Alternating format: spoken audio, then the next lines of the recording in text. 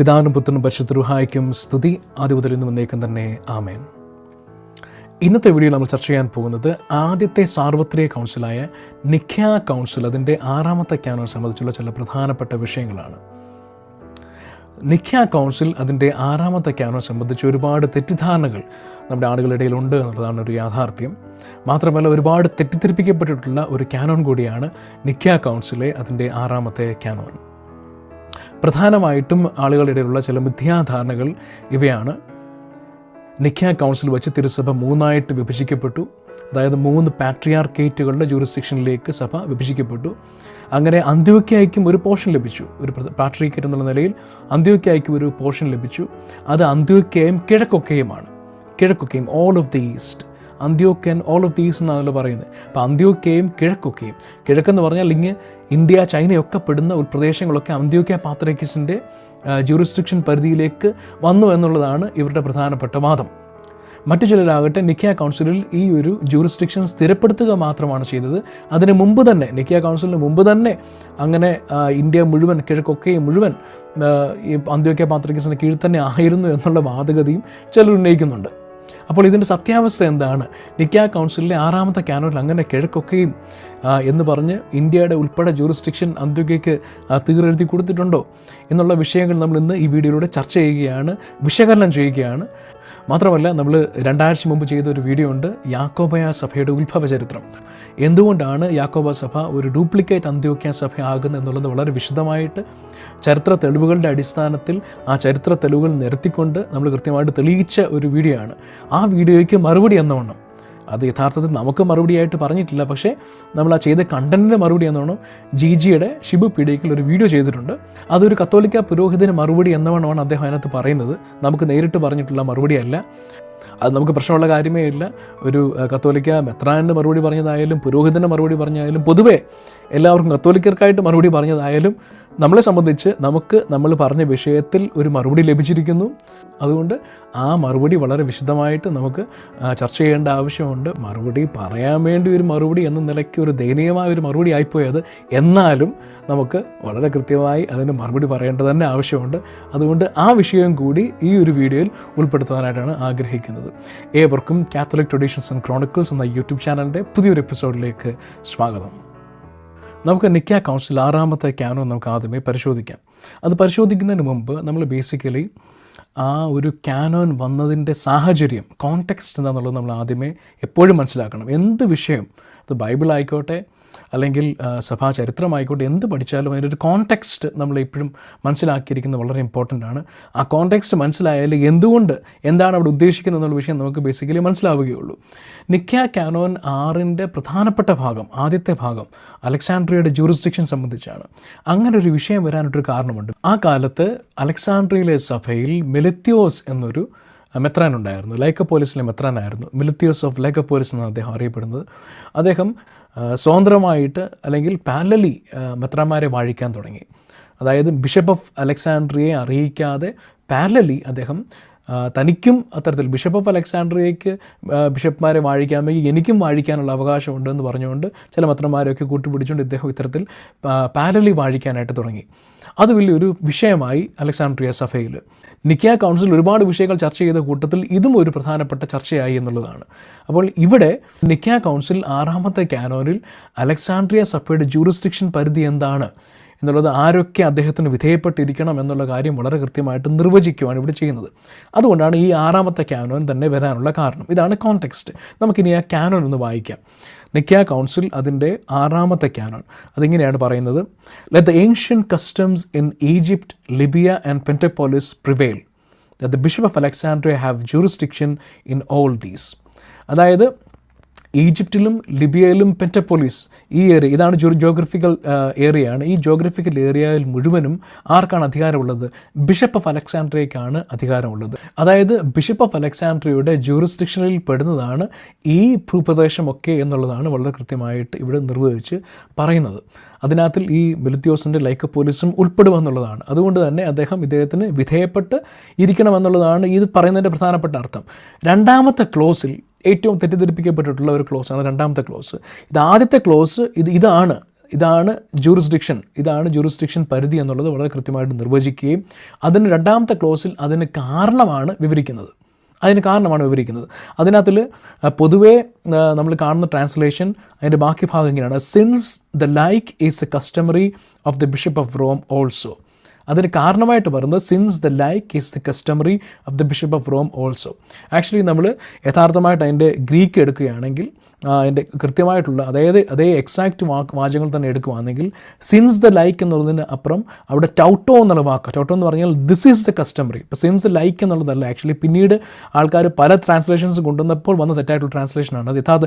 ഞാൻ അതിൻ്റെ നമുക്ക് അതിൻ്റെ കൃത്യമായിട്ടുള്ള ഗ്രീക്കും അതിൻ്റെ വേർഡ് ടു വേർഡ് ട്രാൻസ്ലേഷനും ഉൾപ്പെടുത്തിക്കൊണ്ട് ഞാൻ ഇതിനകത്ത് നിങ്ങൾക്ക് സ്ക്രീനിൽ ഇപ്പോൾ കാണാൻ സാധിക്കുമെന്നുള്ളതാണ്.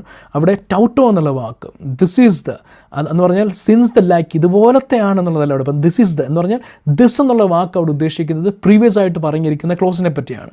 അതായത് പ്രീവിയസ് ക്ലോസ് എന്താണ്? അലക്സാൻഡ്രിയയിലെ ബിഷപ്പിൻ്റെ ജൂറിസ്ഡിക്ഷനാണ് ആദ്യം പറയുന്നത്. അപ്പോൾ ആ സെൻറ്റൻസിൻ്റെ രണ്ടാമത്തെ ഭാഗത്ത് പറയുന്നത് ആദ്യം പറഞ്ഞിരിക്കുന്ന കാനോനിക്കലായിട്ടുള്ള ജൂറിസ്ഡിക്ഷന് കൺഫർമേറ്ററി ക്ലോസ് ആയിട്ടാണ്. എന്തുകൊണ്ട് അതങ്ങനെ ആയിരിക്കുന്നു എന്നുള്ളതാണ് രണ്ടാമത്തെ ക്ലോസിൽ വ്യക്തമാക്കുന്നത്. Since this is the custom of the bishop of the Rome also എന്ന് പറയുമ്പോൾ എന്താണ് സിൻസ് ദിസ് എന്ന് പറയുന്നത്? എന്താണ് ദിസ് എന്ന് പറയുന്നത്? ആദ്യത്തെ പറഞ്ഞിരിക്കുന്നതിനെ പറ്റിയാണ് ചൂണ്ടിക്കാണിക്കുന്നത്. അത് ആദ്യം പറഞ്ഞിരിക്കുന്നത് അലക്സാൻഡ്രിയയിലെ ബിഷപ്പിന് ഇവിടെയൊക്കെ അധികാര പരിധിയുണ്ട്, ഇതാണ് അദ്ദേഹത്തിൻ്റെ അധികാര പരിധി എന്ന് കൃത്യമായിട്ട് നിർവചിച്ചിട്ട് പറയുകയാണ്.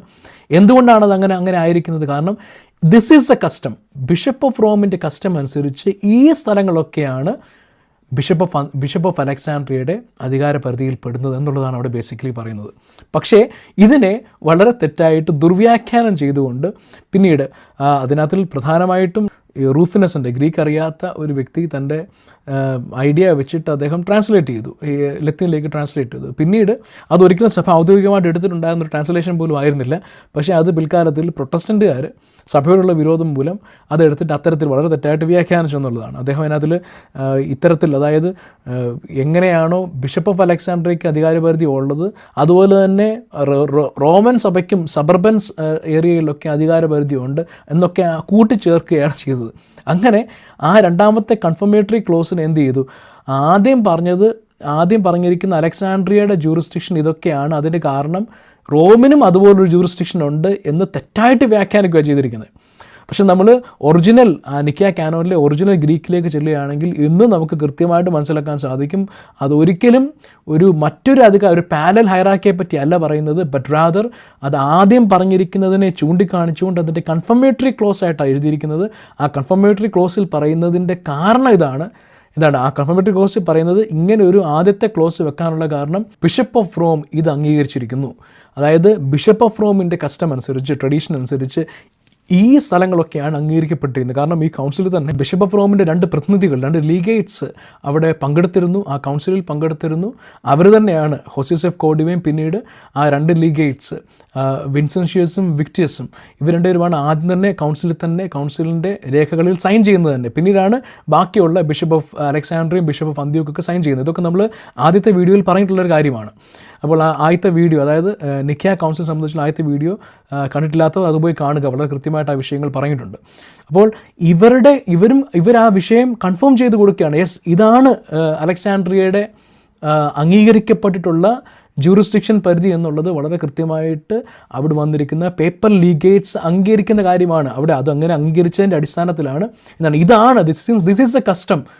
This is the custom. ടൗട്ടോ എന്നുള്ള വാക്ക് നേരത്തെ പറഞ്ഞിരിക്കുന്ന വിഷയത്തെയാണ് ഈ പറഞ്ഞ എന്താണോ അതിന് കൺഫർമേറ്ററി ക്ലോസ് എന്ന നിലയിലാണ് ടൗട്ടോ അവിടെ ഉപയോഗിക്കുന്നത്. Since this is the custom of the bishop of the Rome എന്നുള്ളത് വളരെ കൃത്യമായിട്ട് കൺഫർമേറ്ററി ക്ലോസ് എന്ന നിലയിലാണ് അവിടെ വെച്ചിരിക്കുന്നത്. അപ്പോൾ ഈ നിക്കിയ കൗൺസിൽ 6ാം കാനോൻ പറയുന്ന വിഷയങ്ങളൊക്കെ എന്താണ് അവിടെ സബ്സിക്വൻ്റ്ലി ബാക്കി പറയുന്ന വിഷയം അത് തന്നെ. അപ്പോൾ ഇവിടെ ബാക്കിയുള്ള സഭകളുടെ ജൂറിസ്ഡിക്ഷൻ പരിധികളും അല്ലെങ്കിൽ അധികാരങ്ങളും അംഗീകരിക്കാനുള്ള കാരണം, അല്ലെങ്കിൽ ഇതാണ് എന്ന് നിശ്ചയിക്കപ്പെടാനുള്ള കാരണം, അല്ലെങ്കിൽ അത്തരത്തിൽ കാനോനികമായി എഴുതി വെക്കാനുള്ള കാരണം അത് ബിഷപ്പ് ഓഫ് റോം അംഗീകരിച്ചിട്ടുള്ള അല്ലെങ്കിൽ അദ്ദേഹത്തിൻ്റെ കസ്റ്റമിൽ പെടുന്ന ബിഷപ്പ് ഓഫ് റോമിൻ്റെ കസ്റ്റമറി അനുസരിച്ച് ഇത്തരത്തിലുള്ള ജൂറിസ്ഡിക്ഷൻ പരിധികളാണ് അംഗീകരിക്കപ്പെട്ടിട്ടുള്ളത് എന്നുള്ളതാണ് അവിടെ ബേസിക്കലി കൺഫേം ചെയ്യുന്നത്. അപ്പോൾ ആദ്യം പറയുന്ന വിഷയം ഇതാണ്: the ancient customs in Egypt, Libya and Pentapolis prevail, that the bishop of Alexandria have jurisdiction in all these. പിന്നീട് അതിൻ്റെ തന്നെ ഭാഗമായിട്ട് കൺഫർമേറ്ററി ക്ലോസ് പറയുകയാണ്, since this is the customary of the bishop of the Rome also എന്നോട് കൃത്യമായിട്ട് പറയുകയാണ്. അടുത്ത പറയുന്നത് ലൈക്ക് വൈസ്, അതുപോലെ എന്ന് പറഞ്ഞാൽ എന്താണ്, ഇനിയും പറയുന്ന വിഷയങ്ങളും ബിഷപ്പ് ഓഫ് റോം അംഗീകരിച്ചതാണ്, ബിഷപ്പ് ഓഫ് റോമിൻ്റെ കസ്റ്റമറി ഇങ്ങനെയാണ്, അതുകൊണ്ടാണ്, അല്ലാതെ മറ്റൊരു കാരണവും കാണുന്നില്ല. അതായത് മെലിത്യോസിന് ചോദിക്കുമ്പോൾ എന്തുകൊണ്ട് അങ്ങനെ ബിഷപ്പ് ഓഫ് അലക്സാണ്ട്രിയയ്ക്ക് ഈ അധികാര പരിധി ഉണ്ടെന്ന് ചോദിച്ചാൽ എന്തെങ്കിലും ഉത്തരം പറയണ്ടായോ? അതായത് മെലിത്യോസ് മെത്രാൻ ചോദിക്കുകയാണ്, എന്തുകൊണ്ട് ബിഷപ്പ് ഓഫ് അലക്സാണ്ട്രിയയ്ക്ക് ഈ അധികാര പരിധി പറഞ്ഞിരിക്കുന്നു, എന്തുകൊണ്ട് എനിക്കായിക്കൂടാ, ഞാനിവിടെ ലിക്കപ്പോലിസിലുള്ള ഞാനൊരു മെത്രാനാണ്, എനിക്കിവിടെ എന്തുകൊണ്ട് വാഴിച്ചുകൂടാ എന്നുള്ള ചോദിച്ചാൽ അത് വാഴിക്കാൻ പറ്റില്ല. കാരണം ഇത് ബിഷപ്പ് ഓഫ് അലക്സാണ്ട്രിയയുടെ അധികാര പരിധിയിൽ പെടുന്നതാണ് എന്ന് പറയുമ്പോൾ അതിന് കാരണം എന്താണ് അതിന് തെളിവ് എന്ന് ചോദിച്ചാൽ ഒറ്റ തെളിവേ ഉള്ളൂ. അതിന് തെളിവ് പാരലലായിട്ട് റോമിൽ ഒരു ജൂറിസ്ഡിക്ഷൻ ഉണ്ട് എന്നുള്ളതല്ല അതിൻ്റെ തെളിവ്. എന്നാൽ പിന്നെ റോം പറയേണ്ട ആവശ്യമില്ല, തൊട്ടടുത്ത് അന്ത്യോക്യ കിടപ്പുണ്ട്, അന്ത്യോക്യയിൽ ഇങ്ങനെയൊക്കെ ഉണ്ട്, അതുകൊണ്ട് ഇവിടെ ഇങ്ങനെയൊക്കെയാണെന്ന് പറഞ്ഞാൽ അത് ഉത്തരമാകില്ല. ഒറ്റ ആൻസറേ ഉള്ളത്, ബിഷപ്പ് ഓഫ് റോം അംഗീകരിച്ച അല്ലെങ്കിൽ ബിഷപ്പ് ഓഫ് റോമിൻ്റെ കസ്റ്റമറി ആയിട്ട് ഈ നിയമപരിധിയാണ് അംഗീകരിച്ചിരിക്കുന്നത്. അതുകൊണ്ട് മാത്രമാണ് അത് കൺഫേം ചെയ്യപ്പെടുന്നത്. അപ്പോൾ ഇവിടെ റെസ്ട്രിക്റ്റഡ് ആയിട്ടുള്ള ജൂറിസ്ഡിക്ഷൻ പരിധി അത് അലക്സാണ്ട്രിയയിലെ ബിഷപ്പിന് അംഗീകരിച്ചു കൊടുക്കുമ്പോൾ, അത് അംഗീകരിച്ച് അത്തരത്തിൽ കാനോനികമായിട്ട് എഴുതി വെക്കുമ്പോൾ അതിന് കാരണമായിട്ട് കൺഫർമേറ്ററി ക്ലോസ് ആയിട്ട് പറയുന്നത് ബിഷപ്പ് ഓഫ് റോം ഇത് അംഗീകരിച്ചിരിക്കുന്നു, അല്ലെങ്കിൽ ബിഷപ്പ് ഓഫ് റോമിൻ്റെ കസ്റ്റമറിയിൽ ഇതാണ്, അതല്ലാതെ മറ്റൊരു വിഷയത്തെപ്പറ്റിയല്ല പറഞ്ഞത്. അവിടെ ഇൻ ടു ദ സെൻറ്റൻസ് പല കാര്യങ്ങളിലും ഇൻസേർട്ട് ചെയ്താൽ മാത്രമേ അതൊരു പാരലൽ ജൂറിസ്ഡിക്ഷനെ പറ്റിയാണ് എന്നത് ഒരിക്കലും വാദിക്കാൻ സാധിക്കത്തുള്ളൂ. പക്ഷേ when you look into the real words, ആ വേർഡ്സിലേക്ക് നമ്മൾ കൃത്യമായിട്ട് ചെല്ലുന്നുണ്ടെങ്കിൽ, ഗ്രീക്കിലേക്ക് ചെല്ലുന്നുണ്ടെങ്കിൽ അവിടെ മറ്റൊരർത്ഥം അവിടെ കൊടുക്കാൻ സാധിക്കില്ല എന്നുള്ളതാണ്. അതായത് പിന്നീട് ഈ കാനോനിലെ വാക്കുകൾക്കുള്ളിലേക്ക് കൂട്ടിച്ചേർത്തുകൊണ്ടാണ് അത്തരത്തിലുള്ള തെറ്റായിട്ടുള്ള, അതായത് ഇതൊരു പാരലൽ ജൂറിസ്ഡിക്ഷനെ പറ്റിയാണ്. സബർബൻ സഭകളിൽ, ഈ പറയുന്ന റോമിലെ സഭകളിൽ മാർപ്പാപ്പയ്ക്ക് നിയമപരിധി ഉള്ളതുപോലെ ഇവിടെ ഒരു പാരലലായിട്ടായിരിക്കണം എന്നുള്ള നിലയിൽ അതിനെ ദുർവ്യാഖ്യാനം ചെയ്യുകയാണ് ചെയ്തത്. ഒറിജിനലി എടുത്താൽ ഇങ്ങനെ മാത്രമേ ഇത് വ്യാഖ്യാനിക്കാൻ സാധിക്കുകയുള്ളൂ എന്നുള്ളതാണ് എൻ്റെ ഒരു പരമാർത്ഥം. അതിൻ്റെ ബാക്കിയായിട്ട് അപ്പം ലൈക്ക് വൈസ്, അതുപോലെ തന്നെ in Antioch and the other provinces let the church retain their privileges. അപ്പോൾ ഇവിടെയും ലൈക്ക് വൈസ് അതുപോലെ തന്നെ ആയിരിക്കണം എന്ന് പറഞ്ഞാൽ എന്തുകൊണ്ട്, അതുപോലെയാണ് ഈ അന്ത്യോക്യയ്ക്കും പ്രിവിലേജ് ഉള്ളത്, ബാക്കിയുള്ള ഇതിന് അതർ പ്രൊവിൻസസിലും സഭകൾക്കുള്ള പ്രിവിലേജസ് എന്താണ് കാരണം, അതൊക്കെ ബിഷപ്പ് ഓഫ് റോം അക്സെപ്റ്റ് ചെയ്തിട്ടുള്ള അല്ലെങ്കിൽ ബിഷപ്പ് ഓഫ് റോമിൻ്റെ കസ്റ്റമറിയിൽ നിലനിൽക്കുന്ന വിഷയങ്ങളാണ്. അതുകൊണ്ടാണ് അതിന് ആ ക്ലാരിറ്റി ഉള്ളതും അല്ലെങ്കിൽ അക്സെപ്റ്റൻസ് ഉള്ളതും കാനോനികമായിട്ട് എഴുതാൻ സാധിക്കുന്നുള്ളത്. അതാണ് കൺഫർമേറ്ററി ക്ലോസ് എന്നുള്ളത്. ആരാണ് ഇവിടെ ഒരു ഹൈറാർക്കി ഉണ്ട്. ആ ഹൈറാർക്കിയിൽ ബിഷപ്പ് ഓഫ് റോമിൻ്റെ കസ്റ്റമറിയിൽ ഇത് പെടുന്നു അല്ലെങ്കിൽ ഇത് അംഗീകരിക്കപ്പെട്ടിട്ടുള്ളതാണ് എന്നുള്ളത് മാത്രമാണ് ഇവരുടെ അധികാര പരിധി നിശ്ചയിക്കാനായിട്ട് കാരണമായിരിക്കുന്നു എന്നുള്ളതാണ് ഈ ഒരു നിക്കായ കാനോൻ 6 മനസ്സിലാക്കുന്നത്. ഒരു പക്ഷേ നിങ്ങൾ ഇത് ആദ്യമായിട്ടായിരിക്കും കേൾക്കുന്നത്, പക്ഷേ ഇതാണ് യഥാർത്ഥത്തിൽ കത്തോലിക്ക സഭ മനസ്സിലാക്കുന്ന സത്യം. ഇങ്ങനെയാണ് സഭ അത് കൃത്യമായിട്ട് നിർവഹിച്ചിരിക്കുന്നത്. മാത്രമല്ല അന്നത്തെ സഭ അന്ന് അങ്ങനെ തന്നെയാണ് ഇത് റിസീവ് ചെയ്തത്. അതിന് വിപരീതമായിട്ടൊരു ചരിത്രവും ഇല്ല എന്നുള്ളതാണ്. മാത്രമല്ല ഇത് വളരെ കൃത്യമായിട്ട് പ്രത്യേകിച്ച് റോമൻ പ്രൈമസിയെ തന്നെ കൃത്യമായിട്ട് പഠിപ്പിക്കുന്ന ഒരു കാനോൻ തന്നെയാണ് ആദിമ സഭാപിതാക്കന്മാർ അല്ലെങ്കിൽ ആ കാലഘട്ടത്തിലുള്ള സഭാപിതാക്കന്മാർ ശേഷമുള്ളവരൊക്കെ അതിനെ വ്യാഖ്യാനിച്ചിട്ടുള്ളത്. വളരെ പിൽക്കാലത്തിൽ പ്രൊട്ടസ്റ്റൻ്റ് ആവിർഭാവത്തോടൊക്കെയാണ് വളരെ തെറ്റായിട്ടുള്ള ഇത്തരത്തിലുള്ള ഭോഷത്വപരമായിട്ടുള്ള ഇൻസേർഷൻസ് വരികയും തെറ്റായി അതിനെ ദുർവ്യാഖ്യാനം ചെയ്യും വക്രീകരിക്കുകയൊക്കെ ചെയ്ത് എന്നുള്ളത് എൻ്റെ പരമാർത്ഥം. അപ്പോൾ നമുക്ക് പ്രധാനമായിട്ടും പറയുന്ന വിഷയം അന്ത്യോക്യയെ പറ്റിയാണല്ലോ. അപ്പോൾ അന്ത്യോക്യയുടെ വിഷയത്തിലേക്ക് വരാം. അതിന് തുടക്കമായിട്ട് ആമുഖമായിട്ട് ഈ വിഷയം പറഞ്ഞു എന്നുള്ള കാര്യം മാത്രമേ ഉള്ളൂ. ഇവിടെ നമ്മൾ അന്ത്യോക്യയും കിഴക്കൊക്കയിലേക്ക് വരണമല്ലോ. ഇവിടെ കിഴക്കൊക്കയും കാണുന്നില്ല എന്നുള്ളതാണ്. ഇവിടെ എന്താ പറയുന്നത്, likewise in Antioch and the other provinces let the churches retain their privileges. അപ്പോൾ അന്ത്യോക്യ, അപ്പോൾ ഇവിടെ നമ്മൾ പറയുന്ന പോലെ 3 ഒരു പാത്രയാക്കിയിട്ടെന്നോ അല്ലെങ്കിൽ 3ആയിട്ട് വിഭജിച്ചെന്നൊന്നും ഈ കാനോണിൽ കാണുന്നില്ല.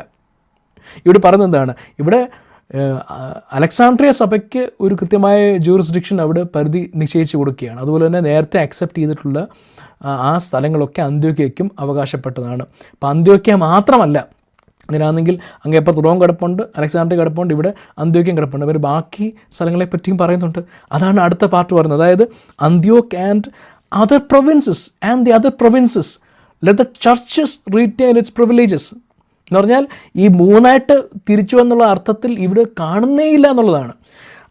അലക്സാൻഡ്രിയയിലെ കൃത്യമായ ജൂറിസ്ഡിക്ഷൻ പറയുന്നു, ഇവിടെ അന്ത്യോക്യയുടെ കാര്യം പറയുന്നുണ്ട്. എന്തൊക്കെ ആയിരുന്നോ ട്രഡീഷണലി ഉണ്ടായിരുന്നത് അല്ലെങ്കിൽ നേരത്തെ ഉണ്ടായിരുന്നത് ആ കസ്റ്റം തന്നെ പ്രിവെയിൽ ചെയ്യട്ടെ. അപ്പം അന്ത്യോക്യയുടെ കാര്യം മാത്രമല്ല, അന്ത്യോക്യയും മാത്രമല്ല അതർ പ്രൊവിൻസസും എന്നുള്ളത് കൃത്യമായിട്ട് പറയുകയാണ്.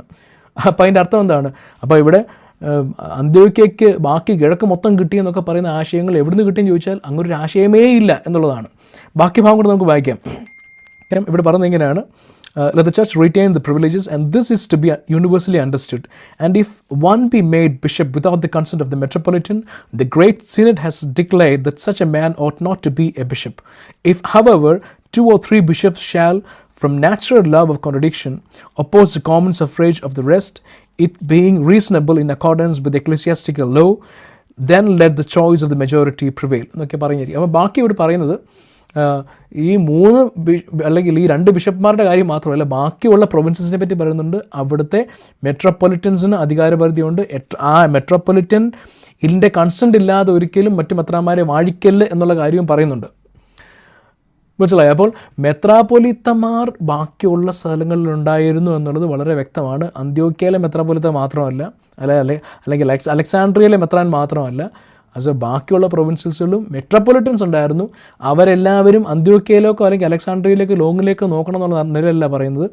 ആ മെട്രോപൊളിറ്റൻസിനൊക്കെ അവരുടെ അധികാര പരിധിയിൽ ആരൊക്കെ ഉണ്ടോ അവർ പുതുതായിട്ട് ബിഷപ്പ്മാരെ വാഴിക്കുമ്പോൾ മെത്രാപ്പൊലീത്തയുടെ കൺസെൻറ്റോട് കൂടി മാത്രമേ വാഴിക്കാൻ സാധിക്കുകയുള്ളൂ എന്നുള്ളതാണ് ഇവിടെ പറഞ്ഞു വെക്കുന്ന കാര്യം.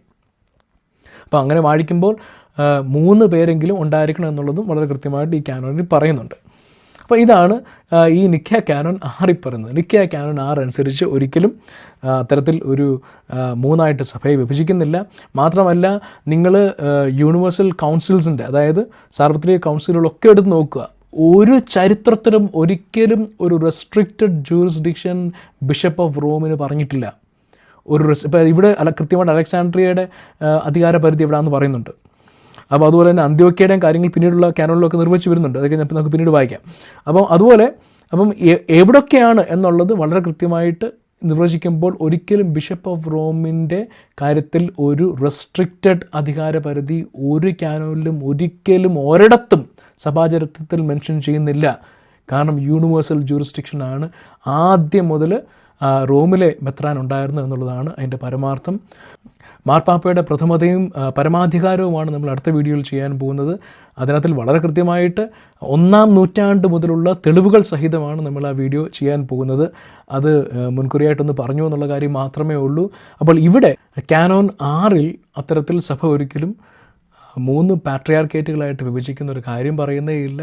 മാത്രമല്ല, റോമിന് ഒരിക്കലും റെസ്ട്രിക്റ്റഡ് ജൂറിസ്ഡിക്ഷൻ ഉണ്ടായിരുന്നില്ല, യൂണിവേഴ്സൽ ജൂറിസ്ഡിക്ഷനാണ്. മാത്രമല്ല, ദ അൾട്ടിമേറ്റ് അതോറിറ്റി എന്നുള്ള നിലയിൽ everyone looked unto ഈ ബിഷപ്പ് ഓഫ് റോം എന്നുള്ളതാണ് അതിൻ്റെ യാഥാർത്ഥ്യം. റെസ്ട്രിക്റ്റഡ് ആയിട്ടുള്ള ജൂറിസ്ഡിക്ഷൻസ് അന്ത്യോക്യയ്ക്കും അലക്സാൻഡ്രിയയ്ക്കും ബാക്കിയുള്ള മെട്രോപൊളിറ്റൻസിനൊക്കെ ഉണ്ട്. പക്ഷേ അവരുടെയൊക്കെ ആ ജൂറിസ്ഡിക്ഷൻ പരിധി നിശ്ചയിക്കപ്പെട്ടത് പോലും ബിഷപ്പ് ഓഫ് റോമിൻ്റെ കസ്റ്റമറി അനുസരിച്ചാണ്. അത് ബിഷപ്പ് ഓഫ് റോം അംഗീകരിച്ചിരിക്കുന്നു. അതുകൊണ്ടാണ് അവർക്ക് അത്തരത്തിൽ അധികാര പരിധികൾ നൽകപ്പെട്ടത് എന്നുള്ളതാണ് അതിൻ്റെ പരമാർത്ഥം. അതിൻ്റെ കാനോൻ 7 കൂടി വായിക്കുന്നതുകൊണ്ട് നമുക്ക് മറ്റൊരു കാര്യം കൂടി മനസ്സിലാവും. കാനോൻ 7 കൂടി വായിക്കാം. ഇതാണ് കാനോൻ 6 നമ്മൾ വായിച്ചപ്പോൾ canon 7 since the custom and ancient traditions have prevailed the bishop of Aelia എന്ന് പറഞ്ഞാൽ ജെറുസലേമിലെ ബിഷപ്പിനെ പേര്, ജെറുസലേമിൻ്റെ മറ്റൊരു അന്നുണ്ടായിരുന്ന പേരാണത്, AELIA, should be honoured, let him saving its due dignity to the metropolis have the next place of honor. അപ്പോൾ ഇവിടെ ജെറുസലേമിലെ ബിഷപ്പിന് പ്രത്യേക പ്രിവിലേജ് കൊടുക്കണമെന്നുള്ള കാര്യമാണ് പറയുന്നത്. അതായത് ഒരു മെട്രോപോളിസിൻ്റെ പ്രിവിലേജ് അല്ല കൊടുക്കുന്നത്, ബട്ട് റാദർ അതിന് അതിന് 2ാമത്തെ സ്ഥാനം കൊടുക്കുന്നത്. അപ്പോൾ ഇവിടുത്തെ ഏത് മെട്രോപോളിസാണ് പറയുന്നത്? ഇവിടെ പറയുന്ന മെട്രോപോളിസ് കൈസരിയയിലെ മെട്രോപോളിസാണ്. കൈസരിയ മെട്രോപൊളിറ്റൻ്റെ അധികാര പരിധിയുടെ കീഴിലായിരുന്നു അന്ന് ഈ പറയുന്ന യെരുശലേമിലെ ബിഷപ്പ് ഉണ്ടായിരുന്നത്. അപ്പോൾ ഏൻഷ്യൻ കസ്റ്റം, ആദ്യത്തെ the mother of all the churches എന്നറിയപ്പെടുന്ന ജെറുസലേമാണ്. അതുകൊണ്ട് തന്നെ യെരുശലേമിന് അത്തരത്തിൽ ആ പ്രിവിലേജ് കൊടുക്കേണ്ട ആവശ്യമുണ്ടായത്. നെക്സ്റ്റ് ടു ദ മെട്രോപോളിസിൻ്റെ 2ാമത്തെ സ്ഥാനം, അതിന് ശേഷമുള്ള സ്ഥാനം എന്നുള്ള നിലയിൽ ഇത്തരത്തിൽ ബിഷപ്പ് ഓഫ് യെറുശലേമിനെ കൂടി പരിഗണിക്കണമെന്നുള്ള കാര്യമാണ് ഇവിടെ ബേസിക്കലി പറയുന്നത്. അപ്പോൾ തന്നെ നമുക്ക് മനസ്സിലാക്കേണ്ട കാര്യം എന്താണ്? അതായത് ബിഷപ്പ് ഓഫ് അലക്സാൻഡ്രിയ ഉണ്ട്, ബിഷപ്പ് ഓഫ് അന്ത്യോക്ക് ഉണ്ട്, അവർക്ക് റെസ്ട്രിയുടെ പരിധികളുണ്ട്. മാത്രമല്ല അതിനപ്പുറം മറ്റ് മെട്രോപൊളിറ്റൻസ് ഉണ്ട്. അതിനകത്തിൽ പ്രധാനമായിട്ടുള്ളതാണ് ഈ പറയുന്ന കൈസരിയയും അതുപോലെ തന്നെ ആ കൈസരിയയ്ക്ക് അകത്തുപെടുന്ന ബിഷപ്പ് ഓഫ് ജെറുസലേം ഒക്കെ എന്നുള്ളതാണ്. അന്നത്തെ കാലഘട്ടത്തിൽ അങ്ങനെ. അത് പിന്നീട് പെൻറ്റാർക്കിയിലേക്കൊക്കെ വരുന്നുണ്ടെങ്കിൽ കുറച്ചുകൂടി കാര്യങ്ങൾക്ക് മാറ്റം വരുന്നുണ്ട്. ഇത് ആദിമ കാലഘട്ടത്തിൽ അന്ന് മുതലേ ഉണ്ടായിരുന്ന അതേ ഒരു അണ്ടർസ്റ്റാൻഡിങ്ങിൻ്റെ അടിസ്ഥാനത്തിലാണ് ഈ നിക്കാ കാനോനിലെ വിഷയങ്ങൾ വന്നിരിക്കുന്നത്. അപ്പോൾ ശരിക്കും പറഞ്ഞാൽ നിക്കാ കാനോൻ അനുസരിച്ച് ഒരിക്കലും സഭ 3 4 ഒന്നും ഒരിക്കലും വിഭജിക്കപ്പെട്ടിട്ടില്ല. മാത്രമല്ല ബിഷപ്പ് ഓഫ് റോമിൻ്റെ കസ്റ്റമറി അനുസരിച്ച് അംഗീകാരം അനുസരിച്ച് ഈ അലക്സാൻഡ്രിയയിലും ബാക്കിയുള്ള സ്ഥലങ്ങളുടെയൊക്കെ ജൂറിസ്ഡിക്ഷൻ പരിധികളൊക്കെ അംഗീകരിക്കപ്പെട്ട് അല്ലെങ്കിൽ അവർക്ക് അത്തരത്തിൽ കാനോനികമായിട്ട് നൽകപ്പെടുകയാണ് ചെയ്തിരിക്കുന്നുള്ളതാണ് പരമാർത്ഥം. അപ്പോൾ നമുക്ക് നിക്കാ കൗൺസിലിൽ ഈ പറയുന്ന അന്ത്യോക്യ എന്ന് മാത്രമേ ഉള്ളൂ, ഈസ്റ്റ് എന്നൊരു കാര്യം പോലും അവിടെ മെൻഷൻ ചെയ്തിട്ടില്ല. പിന്നെ ഈസ്റ്റ് എവിടെ നിന്ന് കിട്ടി? ഓൾ ഓഫ് ഈസ്റ്റ് എന്ന് പറഞ്ഞാൽ എവിടെ നിന്ന് കിട്ടി? അത് നമുക്ക് വീണ്ടും കാര്യങ്ങൾ പരിശോധിക്കേണ്ടിയിരിക്കുന്നു. അതുകൊണ്ട് നമുക്ക് കോൺസ്റ്റാന്റിനോപ്പിളിലെ കാനോനോട് നമുക്കൊന്ന് പരിശോധിക്കാം. രണ്ടാമത്തെ സാർവത്രിക കൗൺസിലായിട്ട് അംഗീകരിക്കപ്പെട്ട കോൺസ്റ്റാന്റിനോപ്പിൾ കൗൺസിലിൻ്റെ കാനോൻ 2 വായിക്കുന്നത്. The bishops are not to go beyond the diocese to church lying outside of their boundaries, nor bring confusion on the churches, but let the Bishop of Alexandria, according to the canons, alone administer the affairs of Egypt. അപ്പോൾ ഇവിടെ ബിഷപ്പ്മാർ അവരുടെ ഡയോസിസിൻ്റെ പരിധിക്ക് അപ്പുറം ഒരിക്കലും പോകാൻ പാടില്ല. ആ അധികാര പരിധിക്കുള്ളിൽ നിന്നുകൊണ്ട് മാത്രമേ അവരുടെ പ്രവർത്തനം ആകാൻ പാടുള്ളൂ എന്നുള്ളതാണ് കാനോൻ 2 കൃത്യമായിട്ട് പറയുന്നത്. എന്നിട്ട് ആദ്യമേ പറയുകയാണ്, ലെറ്റ് ദ ബിഷപ്പ് ഓഫ് അലക്സാൻഡ്രിയയിലെ ബിഷപ്പിന് അക്കോർഡിംഗ് ടു കാനോൺസ്, നേരത്തെ പറയുന്നത് കാനോൺസ്, അതായത് നിക്കിയ കാനോൺ അനുസരിച്ച് alone administer the affairs of ഈജിപ്റ്റിൻ്റെ, ഈജിപ്റ്റ്, ലിബിയ, പെൻഡപ്പോലിസ് പറഞ്ഞിരിക്കുന്ന കാര്യങ്ങളാണ് പറയുന്നത്, affairs of Egypt. And let the bishops of the east manage east alone. അപ്പോൾ ആദ്യം അലക്സാൻഡ്രിയ ബിഷപ്പിൻ്റെ കാര്യം പറയുന്നു, പിന്നെ പറയുകയാണ് ഈസ്റ്റിലെ ബിഷപ്പ്മാരൊക്കെ ഈസ്റ്റിലെ കാര്യങ്ങൾ മാത്രം നോക്കണം എന്നാണ് പറയുന്നത്. അത് കഴിഞ്ഞിട്ട് കേൾക്കണം, അത് കഴിഞ്ഞിട്ട് പറഞ്ഞിരിക്കുന്നത് the privileges of the church in Antioch which are mentioned in the canons of Nicaea being preserved എന്ന് പറയുകയാണ്. അപ്പോൾ ഇവിടെ അന്ത്യോക്യയ്ക്ക് അവിടെയും ഈസ്റ്റ് പറഞ്ഞിട്ടില്ല. നമ്മൾ ആദ്യത്തെ കാനോനിൽ വായിച്ച് അവിടെ ഈസ്റ്റ് അന്ത്യോക്യയ്ക്ക് ഈസ്റ്റ് തീർത്തി കൊടുത്തതായിട്ട് അവിടെയും പറയുന്നില്ല, ഇവിടെയും പറയുന്നില്ല. ഇവിടെയും കാനോൻ 2 പറയുന്നത് എന്താണ്? കാനോൻ പറയുന്നത് ആദ്യം അലക്സാൻഡ്രിയയിലെ ബിഷപ്പിന് ഈജിപ്റ്റും ആ പ്രദേശങ്ങളാണ് ഉള്ളത്. എന്നിട്ട് പറയുകയാണ് ഈസ്റ്റിലെ കാര്യങ്ങളൊക്കെ ഈസ്റ്റിലെ ബിഷപ്പ്മാർ നോക്കണമെന്ന് പറഞ്ഞിട്ട് അടുത്ത പറയുകയാണ് അന്ത്യോക്യയ്ക്ക് നേരത്തെ കൊടുത്തിരിക്കുന്ന പ്രിവിലേജ് അനുസരിച്ച് അവിടുത്തെ കാര്യങ്ങൾ അങ്ങനെ നടക്കണം എന്നുള്ളതാണ് പറയുന്നത്. അപ്പോൾ അന്ത്യോക്യയ്ക്ക് ഇവിടെ ഈസ്റ്റ് പറയുന്നില്ല. മാത്രമല്ല ഈസ്റ്റിലെ ബിഷപ്പ്മാരെ പ്രത്യേകമായിട്ട് വേറെ പറയുന്നുമുണ്ട്. അതായത് ഈസ്റ്റിൽ വേറെ മെട്രോപൊളിറ്റൻസ് ഉണ്ടായിരുന്നു, അവർക്കൊക്കെ ആ അധികാര പരിധി അവരെ സംബന്ധിച്ചുള്ളതാണ്. അപ്പോൾ അവിടെ അന്ത്യോക്യയ്ക്ക് ഈസ്റ്റ് ഇവിടെയും എഴുതി കൊടുത്തിട്ടില്ല എന്നുള്ളതാണ് യാഥാർത്ഥ്യം. ഇപ്പോൾ ബാക്കിയോട് നമുക്ക് വായിക്കാം. So the privileges of the church in Antioch which are mentioned in the canon of Nicaea being preserved, and let the bishops of the Asian diocese administer the Asian affairs only. പിന്നെ അടുത്ത പറയുവാണ് ഏഷ്യയിലെ എന്താണ് diocese administer, എന്താ ഏഷ്യയിലെ ഡയോസിസുകൾ എന്താണ് ഏഷ്യയിലെ കാര്യങ്ങൾ മാത്രം നോക്കണം. And the Pontic bishops only Pontic matters, Pontic ഏരിയയിലുള്ള ബിഷപ്പ്മാർ എന്ത് ചെയ്യണം? അവിടുത്തെ കാര്യങ്ങൾ മാത്രം നോക്കണം. And the Thracian bishops only Thracian affairs. ഇതൊക്കെ ഈസ്റ്റിലെ ഭാഗങ്ങളാണ് കേട്ടോ. Let not bishops go beyond the dioceses for ordination or any other ecclesiastical ministration unless they are invited. And the aforesaid canon concerning diocese being observed, it is evident that the synod of every province will administer the affairs of that particular province as was decreed at Nicaea. But the churches of God in heathen nations must be governed according to the customs which was prevailed from the times of the father. അപ്പോൾ ഇവിടെ വളരെ കൃത്യമായിട്ട് പറയുക എന്താണ്? അതായത് അന്ത്യോക്യയിലെ കാര്യം bishop അന്ത്യോക്യയിലെ കാര്യം നോക്കണം, അലക്സാൻഡ്രിയയിലെ ആൾ അലക്സാൻഡ്രിയയിലെ കാര്യം നോക്കണം, ഈസ്റ്റിലുള്ള ബിഷപ്പാർ അവരുടെ കാര്യം നോക്കണം, അതുപോലെ പോണ്ടിക്കിലുള്ളവർ അവരുടെ കാര്യം നോക്കണം, ത്രാൻസിയയിലുള്ള ബിഷപ്പ്മാർ അവിടുത്തെ കാര്യം നോക്കണം, അതുപോലെ തന്നെ പിന്നെ ബാക്കിയുള്ള അതുപോലെ മറ്റ് ഡയോസിസ് ഒക്കെ പറയുകയാണ്. എന്നിട്ട് പറയുകയാണ് ഇവിടെയൊക്കെ റീജിയണൽ സിനഡ് കൂടാനുള്ള അവകാശമുണ്ട്. അപ്പോൾ അവിടുത്തെ വിഷയങ്ങൾക്ക് റീജിയണൽ സിനഡൊക്കെ കൂടി അവിടെ കാര്യങ്ങൾ തീരുമാനിക്കുകയും ചെയ്യാം എന്നുള്ളതും അത്തരത്തിലുള്ള റീജിയണൽ സിനഡ് കൂടാനുള്ള അവകാശം അവിടെ കൊടുക്കുകയാണ്. പിന്നീട് പറയുകയാണ് the churches of God in heathen nations must be governed according to the custom which was prevailed from the times of the fathers. മനസ്സിലായോ? അതായത് റോമ സാമ്രാജ്യത്തിന് പുറത്തുള്ള, റോമ സാമ്രാജ്യമാണ് ദൈവത്തിൻ്റെ സാമ്രാജ്യം, അതായത് ക്രിസ്ത്യൻ സാമ്രാജ്യത്തിന് പുറത്തുള്ളതൊക്കെ ഹീത്തൻ സാമ്രാജ്യങ്ങളാണ്. അപ്പോൾ റോമ സാമ്രാജ്യത്തിന് പുറത്തുള്ള സാമ്രാജ്യങ്ങൾ, പുറത്തുള്ള നേഷൻസ്, ഹീത്തൻ നേഷൻസ്, അവിടെയൊക്കെ സഭകളുണ്ട്. അതായത് ഇങ്ങ് ഇന്ത്യ വരെ ഇവിടെ തോമസ് ലീഹ സ്ഥാപിച്ചാണ് നമ്മുടെ ഇന്ത്യയിലെ സഭ. അപ്പോൾ ഇന്ത്യ മുതൽ പേർഷ്യയിലും ഇന്ത്യയിലും ഇവിടൊക്കെ, അതായത് റോമ സാമ്രാജ്യത്തിന് അപ്പുറമുള്ള എല്ലാ നേഷൻസും, ഹീത്തൻ നേഷൻസ്, പേർഷ്യയിലും ഈ പറഞ്ഞ ചൈനയിലും ഇന്ത്യയിലും എവിടൊക്കെ ഉണ്ടോ അവിടൊക്കെ എന്താണ്, ഏൻഷ്യൻ കസ്റ്റംസ് എങ്ങനെയായിരുന്നു അങ്ങനെ തന്നെ മുന്നോട്ട് പോകണം. അല്ലാതെ ഇവിടെങ്ങും അന്ത്യോക്യയ്ക്ക് ഇന്ത്യയോ ചൈനയോ പേർഷ്യയോ ഒന്നും തീരെഴുതി കൊടുത്തിട്ടില്ല. മാത്രമല്ല പേർഷ്യയെ സംബന്ധിച്ച് നിങ്ങൾക്ക് മനസ്സിലാക്കേണ്ട ഒരു കാര്യം, AD 250 മുതൽ സെൽഫ് ഗവേണിംഗ് ആയിട്ടുള്ളൊരു സഭ കൂടിയായിരുന്നു പേർഷ്യയിലുണ്ടായിരുന്ന സഭ. അതായത് അവർക്ക് സ്വന്തമേ മെട്രോപൊളിറ്റൻസ് ബാക്കിയുള്ള സഭകൾക്കുണ്ടല്ലോ എന്ന് നമ്മൾ ഓൾറെഡി വായിച്ചു. കൈസറിലെ കാര്യം വായിച്ചു, പൊണ്ടിക്കിലെ കാര്യം വായിച്ചു, അതുപോലെ തന്നെ ത്രാൻസിലെ കാര്യം വായിച്ചു. അങ്ങനെ ഒരുപാട് സ്ഥലങ്ങളിൽ ഒരുപാട് മെട്രോപൊളിറ്റൻസ് ഉണ്ടായിരുന്നു. മെട്രോപൊളിറ്റൻസ് എന്ന് പറയുമ്പോൾ ഏതൊക്കെയാണോ റോമൻ പ്രൊവിൻസസ്, ആ പ്രൊവിൻസസിൽ ഒരുപാട് മെട്രോപൊളിസുകളുണ്ട്. ഈ മെട്രോപൊളിസുകളിലൊക്കെ എന്താണ്, അവിടെ ഒരു മെട്രോപൊളിറ്റൻ കാണും. ആ മെട്രോപൊളിറ്റൻ്റെ കീഴിലായിരിക്കും ബാക്കിയുള്ള ബിഷപ്സ് ഉണ്ടായിരിക്കുക. ഇങ്ങനെയായിരുന്നു അന്നത്തെ സഭയുടെ അറേഞ്ച്മെൻറ്റ് എന്നുള്ളതാണ്. അപ്പോൾ ഇതിലൊക്കെ ഓവറോളായിട്ട് യൂണിവേഴ്സൽ ജൂറിസ്ഡിക്ഷൻ ഉള്ളത് ബിഷപ്പ് ഓഫ് റോമിന് മാത്രമാണ്. അതേസമയം ബാക്കിയുള്ളവർക്ക് എല്ലാവർക്കും റീജിയണൽ ആയിട്ടുള്ള അധികാരപരിധിയാണ് ഉള്ളത്. അതായത് നിക്കിയ കൗൺസിലിന് വളരെ മുമ്പ് തന്നെ, അതായത് അപ്രോക്സിമേറ്റ്ലി AD 250 ആ ഒരു കാലയളവിൽ തന്നെ പേർഷ്യ സഭയ്ക്ക് സ്വന്തമായിട്ട് ബിഷപ്പ്മാരെ വാഴിക്കാനുള്ള സ്വയംഭരണാവകാശം ഉണ്ടായിരുന്നു. അവിടുത്തെ കാര്യങ്ങൾ അവർ തന്നെയായിരുന്നു നിയന്ത്രിച്ചുകൊണ്ടിരുന്നത്. അതിനു മുമ്പേ അവർ അന്ത്യോക്യയിലേക്കും അല്ലെങ്കിൽ കൈസറിയയിലേക്കും സിലിസിയയിലൊക്കെ അവിടെയൊക്കെ വിട്ടിട്ടായിരുന്നു അത്തരത്തിൽ ബിഷപ്പ്മാരെ വാഴിച്ചുകൊണ്ടിരുന്നത്. അത് വലിയൊരു പ്രശ്നമായി മാറി എന്നുള്ളത്. കാരണം ശത്രുരാജ്യത്തു നിന്നാണ് ഇവർ വരുന്നത്. അപ്പോൾ ഇവരെ ശത്രുക്കളുടെ സ്പൈസായിട്ടൊക്കെ കണ്ട് അവരെ കൊല ചെയ്യുകയും അങ്ങനെയൊക്കെ ഒരുപാട് വിഷയങ്ങൾ വന്നപ്പോഴാണ് അത്തരത്തിൽ അവർക്കൊരു അധികാരം അത്തരത്തിൽ നൽകപ്പെട്ടത്. അപ്പോൾ AD 250 മുമ്പ്, അപ്പോൾ ഇപ്പോൾ ഇവിടെ കാനോനിൽ പറയുകയാണ്, അതായത് churches of God in heathen nations must be governed according to the custom which is prevailed from the times of the father എന്ന് പറയുമ്പോൾ അത് ഈ കാലഘട്ടത്തെ പറ്റിയാണ് പറയുന്നത്. അപ്പോൾ ഓൾറെഡി നിക്കിയ കൗൺസിലിനും ഈ രണ്ടാമത് വന്ന കോൺസ്റ്റാന്റിനോപ്പിൾ കൗൺസിലിൽ രണ്ടാമത്തെ കാനോൻ നമ്മൾ വായിച്ചത്. അപ്പോൾ ഇതിനൊക്കെ മുമ്പ് തന്നെ അവർക്ക് അത്തരത്തിലുള്ള സെൽഫ് ഗവേണിംഗ് ആയിട്ടുള്ള സ്ട്രക്ചർ ഉണ്ടായിരുന്നു.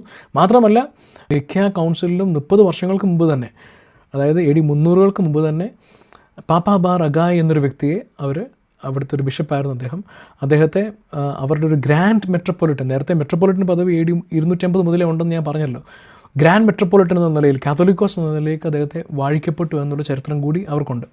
അത് പേർഷ്യയിലെ മാത്രം ചരിത്രമല്ല, അതേപോലെ തന്നെ റോമൻ എംപയറിന് പുറത്തുണ്ടായിരുന്ന അർമേനിയയിലും അത്തരത്തിൽ കാത്തോലിക്കോസിനെ അവർ വാഴിച്ചു എന്നുള്ളതാണ്.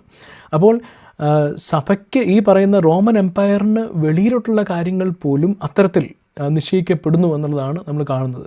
അപ്പോൾ ചർച്ച് ഓഫ് ഈസ്റ്റുമായിട്ടുള്ള ബന്ധത്തിൽ അല്ലെങ്കിൽ പേർഷ്യൻ സഭയുമായിട്ടുള്ള ബന്ധത്തിലാണ് ഭാരതസഭ ഉണ്ടായിരുന്നത് എന്നുള്ളത് ചരിത്ര യാഥാർത്ഥ്യമാണ്.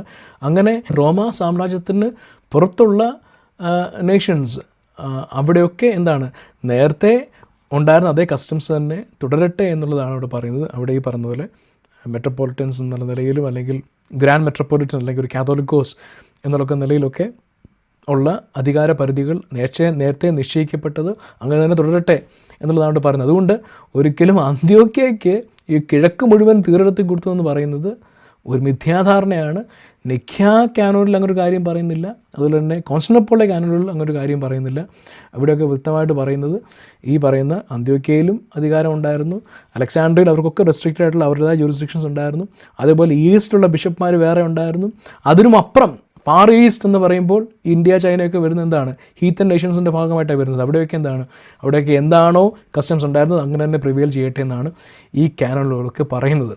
അപ്പോൾ ഈ പറയുന്ന അബദ്ധധാരണകളൊക്കെ ലൈവിൽ ഓരോരുത്തർ പടച്ചുവിടുന്നത് ഇത് ചരിത്രത്തിൽ നിരക്കുന്നതല്ല, കാനോനികമായിട്ട് നിലനിൽക്കുന്നതല്ല. ഇതൊക്കെ മനുഷ്യരെ വെറുതെ പറഞ്ഞ് പറ്റിക്കുന്നതാണ്. അന്ത്യോക്യയ്ക്ക് ഇന്ത്യ മുഴുവൻ അധികാര പരിധിയുണ്ട് എന്നൊക്കെ പറയുന്നത് അങ്ങനൊരു കാര്യം സഭാചരിത്രത്തിൽ എങ്ങും രേഖപ്പെടുത്തിയിട്ടില്ലാത്ത കാര്യമാണെന്നുള്ളതാണ് പരമാർത്ഥം. അപ്പോൾ നമ്മൾ നിക്കിയ കൗൺസിലിൻ്റെ 6ാമത്തെ കാനോൻ, 7ാമത്തെ കാനോൻ, അതുപോലെ തന്നെ കോൺസ്റ്റാന്റിനോപ്പിൾ കൗൺസിലിലെ 2ാമത്തെ കാനോൻ, ഇതൊക്കെ നമ്മൾ കൃത്യമായിട്ട് പരിശോധിച്ചു. ബാക്കിയുള്ള കാനോണിലൊക്കെ മറ്റ് വിഷയങ്ങളാണ് പ്രതിപാദിക്കുന്നത്. ഇനി നമുക്ക് വളരെ ശ്രദ്ധേയമായിട്ടുള്ള മറ്റൊരു കാനോൻ എഫെസോസിലെ മൂന്നാമത്തെ കൗൺസിൽ, എഫെസോസ് കൗൺസിലിലെ 8ാമത്തെ കാനോനാണ്. ഞാൻ ആ കാനോൺ ഒന്ന് വായിക്കാം. അവിടെ പറഞ്ഞത് ഇങ്ങനെയാണ്: Our beloved Bishop Reginus, the beloved of God, and his fellow beloved of God bishops Zeno and Evagrius of the province of Cyprus have reported to us an innovation which has been introduced contrary to the ecclesiastical constitutions and the canons of the holy apostles, and which touches the liberties of all. Wherefore, since injuries affecting all require the more attention, as they cause the greater damage, in particular when they are transgressions of ancient custom, and since those excellent men who have petitioned the synod have told in writing and by word of mouth that the Bishop of Antioch has in this way held ordinations in Cyprus. Therefore the rulers of the holy churches in Cyprus shall enjoy without dispute or injury, according to the canons of the blessed fathers and ancient custom, the right of performing for themselves the ordinations of their excellent bishops. ഇവിടെ പറയുന്നത് വിഷയം എന്താ വെച്ചാൽ, അന്ത്യോക്യയിലെ bishop തൻ്റെ അധികാരപരിധി ലംഘിച്ചിട്ട് തൊട്ടടുത്ത് കിടക്കുന്ന Cyprus, അതായത് ഏതാണ്ട് 300 കിലോമീറ്ററേ ഉള്ളൂ ബൈ സീ, തൊട്ടടുത്ത് കിടക്കുന്ന സൈപ്രസിൽ അവിടെ തെറ്റായിട്ട് അവിടെ സൈപ്രസിലെ മെട്രോപൊളിറ്റൻ്റെ അധികാര പരിധിയെ ലംഘിച്ചുകൊണ്ട് അവിടെ ബിഷപ്പ്മാരെ വാഴിക്കാൻ വേണ്ടി പോയി, അവിടുത്തെ ബിഷപ്പിനെ അറിയിക്കാതെ, അവിടെയുള്ള മെട്രോപൊളിറ്റനെ അറിയിക്കാതെ. അപ്പോൾ അതിനെതിരെ ഇവിടെ പരാതി വന്നിരിക്കുകയാണ്. അതായത് മൂന്നാമത്തെ സാർവത്രിക കൗൺസിൽ അതിനെതിരെ പരാതി വന്നിരിക്കുകയാണ്. അവിടെ വളരെ കൃത്യമായിട്ട് പറയുകയാണ്, പണ്ട് മുതലേ ഉള്ള കസ്റ്റംസ്, അത് ഏൻഷ്യൻ്റ് അപ്പോസ്റ്റൽസിൻ്റെ കാലം മുതലുള്ള കസ്റ്റമാണെന്നാണ് പറയുന്നത് ഇവിടെ. അപ്പോൾ ഈ കസ്റ്റംസ് തന്നെ അവിടെയും പ്രിവെയിൽ ചെയ്യണം. അവിടെ അന്ത്യോക്യയിലെ മെത്രാൻ അവിടെ കയറി കളിക്കരുത്, അവിടെ കയറി പണിയരുത് എന്നുള്ളതാണ് അവിടെ കൃത്യമായിട്ട് പറഞ്ഞു വെക്കുന്നത്. അതേസമയം അവർക്ക് എല്ലാ റൈറ്റ്സും അവിടെ അവരുടെ നേരത്തെ തന്നെ ഉള്ള എല്ലാ പ്രിവിലേജസും റൈറ്റ്സും അവിടെ സൈപ്രസിലുണ്ട്, അവിടെ മെട്രോപൊളിറ്റനുണ്ട്, അവിടുത്തെ ബിഷപ്പ്മാർക്കുണ്ട് എന്നുള്ളത് വളരെ കൃത്യമായിട്ട് ഈ കാനോൻ വഴി എഴുതി വച്ചിരിക്കുകയാണ്. ഇത് തന്നെയാണ് ഞാൻ മുമ്പേ പറഞ്ഞത്. അതായത് ഈ പറയുന്ന അന്ത്യോക്യ അലക്സാണ്ട്രിയയുടെയും അല്ലെങ്കിൽ റോമിൻ്റെയും ഒക്കെ പരിധിയിലെല്ലാം കൊണ്ടുവന്നു എന്നൊക്കെ പറയുന്ന പോലെ അല്ല കാര്യങ്ങൾ. അതായത് ഇവിടെ അന്ത്യോക്യയ്ക്കും അലക്സാണ്ട്രിയയ്ക്കും റെസ്ട്രിക്റ്റഡ് ആയിട്ടുള്ള ജൂറിസ്ഡിക്ഷൻസ് തന്നിട്ടുണ്ട്. അതുപോലെ തന്നെ ഓരോ മെട്രോപൊളിറ്റൻസിനും അവരുടേതായ പ്രൊവിൻസസിൽ അവരുടെ പ്രിവിലേജസ് ഉണ്ട്. അതിൽ ഇവർക്കാർക്കും, അതായത് അന്ത്യോക്യയിലെ മെത്രാനോ അല്ലെങ്കിൽ അലക്സാണ്ട്രിയ മെത്രാനോ ഒന്നും കൈകടത്താനായിട്ട് അവകാശമില്ല എന്നുള്ളതാണ്. കാരണം നമുക്കറിയാം, ബൈബിളിൽ തന്നെ നമ്മുടെ അപ്പോസ്റ്റലനായ പൗലോസ് ലീഹയാണ് ടൈറ്റസിനെ സൈപ്രസിൽ അവിടെ പ്രെസ്ബിറ്റേഴ്സിനെ, ബിഷപ്പ്മാരെ ഒക്കെ അവരോധിക്കാനായിട്ട് അദ്ദേഹത്തിന് അധികാരം കൊടുക്കുന്നത്. അങ്ങനെ ഓരോ പട്ടണം തോറും അവിടെ പറയുന്ന എപ്പിസ്കോപ്പോമാരെ നിയമിക്കാനായിട്ട് അദ്ദേഹത്തിന് അധികാരം കൊടുക്കുന്നത്. അങ്ങനെ സഭാചരിത്രം പറയുന്നത് പിന്നീട് ടൈറ്റസ് അവിടുത്തെ ഒരു ആർച്ച് ബിഷപ്പ് അല്ലെങ്കിൽ മെട്രോപൊളിറ്റൻ എന്നുള്ള നിലയിൽ അദ്ദേഹം അവിടെ കഴിഞ്ഞു എന്നുള്ളതാണ് സഭാചരിത്രം പറയുന്നത്. അപ്പോൾ അവിടെ പണ്ട് മുതലേ പ്രിവെയിൽ ചെയ്തതാണ്. അവിടെ അന്ത്യോക്യ മെത്രാൻ കയറിയിട്ട് കൈകടത്താനായിട്ട് അദ്ദേഹത്തിന് അധികാരപരിധി അനുവദിക്കുന്നില്ല എന്നുള്ളതാണ് വാസ്തവം. അത് വളരെ കൃത്യമായിട്ട് ഈ കാനോൻ റീട്രീറ്റ് ചെയ്യുകയാണ്. അപ്പോസ്തലന്മാരുടെ കാലഘട്ടത്തിൽ തന്നെ പ്രിവെയിൽ ചെയ്തിരിക്കുന്ന കസ്റ്റമാണത് എന്നുള്ളതാണ് പറയുന്നത്. ചുരുക്കം പറഞ്ഞാൽ ഈ അന്ത്യോക്യയ്ക്ക് ഈ പറയുന്ന പോലെ ഈസ്റ്റ് മുഴുവൻ ഉണ്ട് എന്നൊക്കെ പറയുന്നതും, അല്ലെങ്കിൽ ഈ 3 പാട്രിയാർക്കേറ്റുകളായിട്ട് ഇതൊക്കെ നിജപ്പെടുത്തി എന്നൊക്കെ പറയുന്നതും വെറും കെട്ടുകഥയാണ്, വെറും മിഥ്യാധാരണയാണ്. അവിടെ സഭാചരിത്രത്തിൽ അലക്സാണ്ട്രിയയ്ക്കും അന്ത്യോക്യയ്ക്കും മറ്റ് മെട്രോപൊളിറ്റൻസിനും ഒക്കെ, അതുപോലെ തന്നെ ഹീത്തൻ നേഷൻസിലുള്ള സഭകൾക്കൊക്കെ അവരുടേതായ പ്രിവിലേജസ് ഉണ്ട്. അവിടെ ഒന്നും ഇവർക്കാർക്കും അലക്സാണ്ട്രിയയിലെ മെത്രാനോ അന്ത്യോക്യയിലെ മെത്രാനോ കൈകടത്താനായിട്ട് യാതൊരു അവകാശവും ഇല്ല. അവർക്ക് അങ്ങനെ ജൂറിസ്ഡിക്ഷൻ സഭ ഒരിക്കലും കൊടുത്തിട്ടുമില്ല. അതേസമയം എല്ലാ സഭകളുടെ മേൽ യൂണിവേഴ്സൽ ജൂറിസ്ഡിക്ഷൻ ഉണ്ട് എന്ന് നമുക്ക് മനസ്സിലാക്കാൻ പറ്റുന്ന ഒരേ ഒരു സഭ ചരിത്രത്തിൻ്റെ അടിസ്ഥാനത്തിൽ അത് റോമിലെ മെത്രാൻ മാത്രമാണ്, റോമിലെ സഭ മാത്രമായിരുന്നു.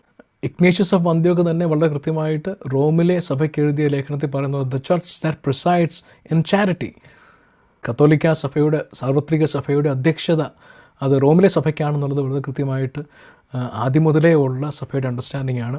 അത്തരത്തിൽ അധികാരപരിധിയിൽക്കപ്പുറം കടന്നിട്ട് എക്സ്കമ്മ്യൂണിക്കേറ്റ് ചെയ്തിട്ടുള്ളതും അല്ലെങ്കിൽ കാനോനികമായിട്ട് കാര്യങ്ങൾ സ്ഥാപിച്ചിട്ടുള്ളതും ഒക്കെ റോമിലെ മാർപ്പാപ്പ മാത്രമാണ് സഭാചരിത്രത്തിൽ. അതിനപ്പുറം ഇവർക്കാർക്കും ഒരു പാട്രിയാർക്കിനെ അത്തരത്തിൽ ഡിപ്പോസ് ചെയ്യാനായാലും ഇത്തരത്തിൽ കാനോനിക നിയമങ്ങളൊക്കെ എക്സേർട്ട് ചെയ്യുന്ന കാര്യത്തിലായാലും അല്ലെങ്കിൽ ദൈവശാസ്ത്രപരമായിട്ടുള്ള തീർപ്പുകൾ കൽപ്പിക്കുന്ന കാര്യത്തിലായാലും ആരെയും ഡിപ്പോസ് ചെയ്തിട്ടുണ്ടെങ്കിൽ അവരെ റീഇൻസ്റ്റേറ്റ് ചെയ്യുന്ന കാര്യത്തിലായാലും ഒക്കെ എല്ലാ കാലഘട്ടത്തിലും യൂണിവേഴ്സൽ ജൂറിസ്ഡിക്ഷൻ ഉള്ളത് റോമിലെ മാർപ്പാപ്പയ്ക്ക് മാത്രമായിരുന്നു. അതേപ്പറ്റി വളരെ വിശദമായിട്ട് ആദിമ ചരിത്ര തെളിവ് തൊട്ട് 1-ാം നൂറ്റാണ്ട് മുതലുള്ള ചരിത്ര തെളിവുകളൊക്കെ ഉൾപ്പെടുത്തിക്കൊണ്ടാണ് അടുത്ത വീഡിയോ വരാൻ പോകുന്നത്. ചുരുക്കം പറഞ്ഞാൽ അന്ത്യോക്യയും കിഴക്കൊക്കെയും എന്ന് പറയുമ്പോൾ ചിലർ കളിയാക്കി പറയാറുണ്ട്, അന്ത്യോക്യയും കിഴക്കേ കൊക്കയും എന്ന് പറയാറുണ്ട്. അങ്ങനെ ഒരു കൊക്ക അവിടെ ഉണ്ടായിരുന്നു എന്ന്. അപ്പം മറ്റുള്ളവർ പറയാറുണ്ട് അന്ത്യോക്യം കിഴക്കിലുള്ള കൊക്ക എന്ന് പറയാറുണ്ട്. അതുപോലെ തന്നെ മറ്റുള്ളവർ പറയുന്നത് അന്ത്യോക്യ മാത്രമേ ഉള്ളൂ, ബാക്കി ഒരു കിഴങ്ങുമില്ല എന്നും പറയാറുണ്ട്. അപ്പോൾ ഇതൊക്കെ സത്യം പറഞ്ഞാൽ കറക്റ്റാണ്. കളിയാക്കി പറയുന്നതായാലും അതിനകത്തൊരു കാര്യമുണ്ട്. കാരണം അന്ത്യോക്യയും കിഴക്കൊക്കെയും ഓൾ ഓഫ് ഈസ്റ്റ് എന്നൊരു കാര്യം ഒരു കാനോനിലും ഇല്ല. നിക്കാ കാനോനിലും ഇല്ല, അതുപോലെ തന്നെ കോൺസ്റ്റന്റിനോപ്പിളിലെ കാനോൺസിലില്ല, അതുപോലെ തന്നെ എഫെസോസിലെ കാനോനിലും ഇല്ല. മാത്രമല്ല ഇവർക്കൊക്കെ വളരെ റെസ്ട്രിക്റ്റഡ് ആയിട്ടുള്ള ജൂറിസ്ഡിക്ഷൻസ് മാത്രമേ ഉള്ളൂ എന്നുള്ളത് അതിൻ്റെ യാഥാർത്ഥ്യം. പിന്നെ എവിടെ നിന്ന് കിട്ടി ഈ കിഴക്കൊക്കെയും ഓൾ ഓഫ് ദി ഈസ്റ്റ് എന്നുള്ളത് എവിടെ നിന്ന് ഇവർക്ക് കിട്ടി? ഞാൻ ആദ്യമേ പറഞ്ഞ പോലെ ഇത് ഒരു സഭ മാത്രം പറയുന്നൊരു കാര്യമല്ല. ഇത് 5 അന്ത്യോക്യ ലീനിയേജും സക്സഷനൊക്കെ ക്ലെയിം ചെയ്യുന്ന സഭകൾ 5 സഭകൾ ഇത് പറയുന്നുണ്ട്. മനസ്സിലായി? അതായത് ഗ്രീക്ക് അന്ത്യോക്യ പാട്രിയാർക്കേറ്റ് അവരും ഓൾ ഓഫ് ദി ഈസ്റ്റ് പറയുന്നുണ്ട്. അതുപോലെ തന്നെ മെറോനൈറ്റ്സും അവർ പറയുന്നുണ്ട്, മെൽക്കൈറ്റ്സും പറയുന്നുണ്ട്, അതുപോലെ തന്നെ യാക്കോബായ സഭയും പറയുന്നുണ്ട്, സിറിയാക് കാത്തലിക് സഭയും പറയുന്നുണ്ട്. എല്ലാ സഭകളും അവരുടെ കൂടെ ഈ സാധനം ഓൾ ഓഫ് ദി ഈസ്റ്റ് ചേർത്ത് വെച്ചിട്ടുണ്ട്. ഇത് എവിടെ നിന്ന് കിട്ടി? അതാണ് നമ്മൾ ഇനി അടുത്ത് നോക്കാൻ പോകുന്നത്. എവിടെ നിന്നാണ് ഈ സാധനം കിട്ടിയത്? ഈ ഓൾ ഓഫ് ഈസ്റ്റ് എന്നുള്ള നിയമപരിധി എവിടെ നിന്ന് കിട്ടി എന്നുള്ളതാണ് നമ്മൾ അടുത്ത ചർച്ച ചെയ്യാൻ പോകുന്നത്. നമ്മൾ കോൺസ്റ്റന്റിനോപ്പിൾ കാനോൻ 2 വളരെ കൃത്യമായിട്ട് കണ്ടു. ഏഷ്യയിലുള്ളവരൊക്കെ ഏഷ്യയിലെ കാര്യം നോക്കട്ടെ, അവിടെയുള്ള ബിഷപ്സ് മെട്രോപൊളിറ്റൻസിനകത്ത് കാര്യം നോക്കും. അതുപോലെ തന്നെ ഈ പറഞ്ഞ പോലെ ഹീത്തൻ നേഷൻസ് ഉണ്ടോ അവിടെയൊക്കെ നേരത്തെയുള്ള അറേഞ്ച്മെൻറ്റ്സ് അങ്ങനെ നടക്കട്ടെ. അതുപോലെ ഈസ്റ്റിലുള്ള ബിഷപ്പ്മാർ പർട്ടിക്കുലർലി ഈസ്റ്റിലെ കാര്യങ്ങൾ നോക്കട്ടെ എന്ന് പറയുന്നുണ്ട്. എന്നിട്ട് അന്ത്യോക്യയിലെ കാര്യം, അപ്പോൾ ചുരുക്കം പറഞ്ഞാൽ അന്ത്യോക്യയിൽ ഈ പറയുന്ന ഓൾ ഓഫ് ഈസ്റ്റോ അല്ലെങ്കിൽ ഈസ്റ്റോ എന്നുള്ളത് അന്ന് പെട്ടിട്ടില്ല എന്നുള്ളത് വളരെ വ്യക്തമാണ്. മാത്രമല്ല ഏഷ്യയും അവിടെ പെട്ടിട്ടില്ലെന്ന് വ്യക്തമാണ്. മാത്രമല്ല ഹീത്തൻ നേഷൻസ് എന്ന് പറഞ്ഞാൽ പേർഷ്യ, ഇന്ത്യ ഉള്ള നേഷൻസ് ഒന്നും അതിൽ പെടുന്നില്ല എന്നുള്ളതും ഈ നിക്ക അല്ലെങ്കിൽ കോൺസ്റ്റന്റിനോപ്പിൾ 2 കാനോനൊക്കെ അനുസരിച്ച് വളരെ കൃത്യമാണ്, സുവ്യക്തമാണ്. അതിനകത്തുള്ള ഒരു സംശയത്തിൻ്റെയും ആവശ്യമില്ല എന്നുള്ളതാണ്. അപ്പം എവിടെ നിന്നാണ് ഈ ഒരു ഓൾ ഓഫ് ഈസ്റ്റ് വന്നതെന്നുള്ളതാണല്ലോ നമുക്ക് ചിന്തിക്കേണ്ടത്. ചുരുക്കം പറഞ്ഞാൽ ആദിമ സഭയിൽ അങ്ങനൊരു പ്രൊവിഷൻ ഉണ്ടായിരുന്നില്ല. അന്ത്യോക്യയ്ക്ക് അത്തരത്തിലൊരു വൈഡർ ജൂറിസ്ഡിക്ഷൻ ഉണ്ടായിരുന്നില്ല. നിക്കാ കൗൺസിലിൽ ഉണ്ടായിരുന്നില്ല. എഫെസോസിലെ കൗൺസിൽ ഉണ്ടാകുന്നതിന് മുമ്പേ കോൺസ്റ്റന്റിനോപ്പിൾ കൗൺസിലും ഉണ്ടായിരുന്നില്ല. പിന്നെ എപ്പോഴാണ് ഇത് വന്നത്?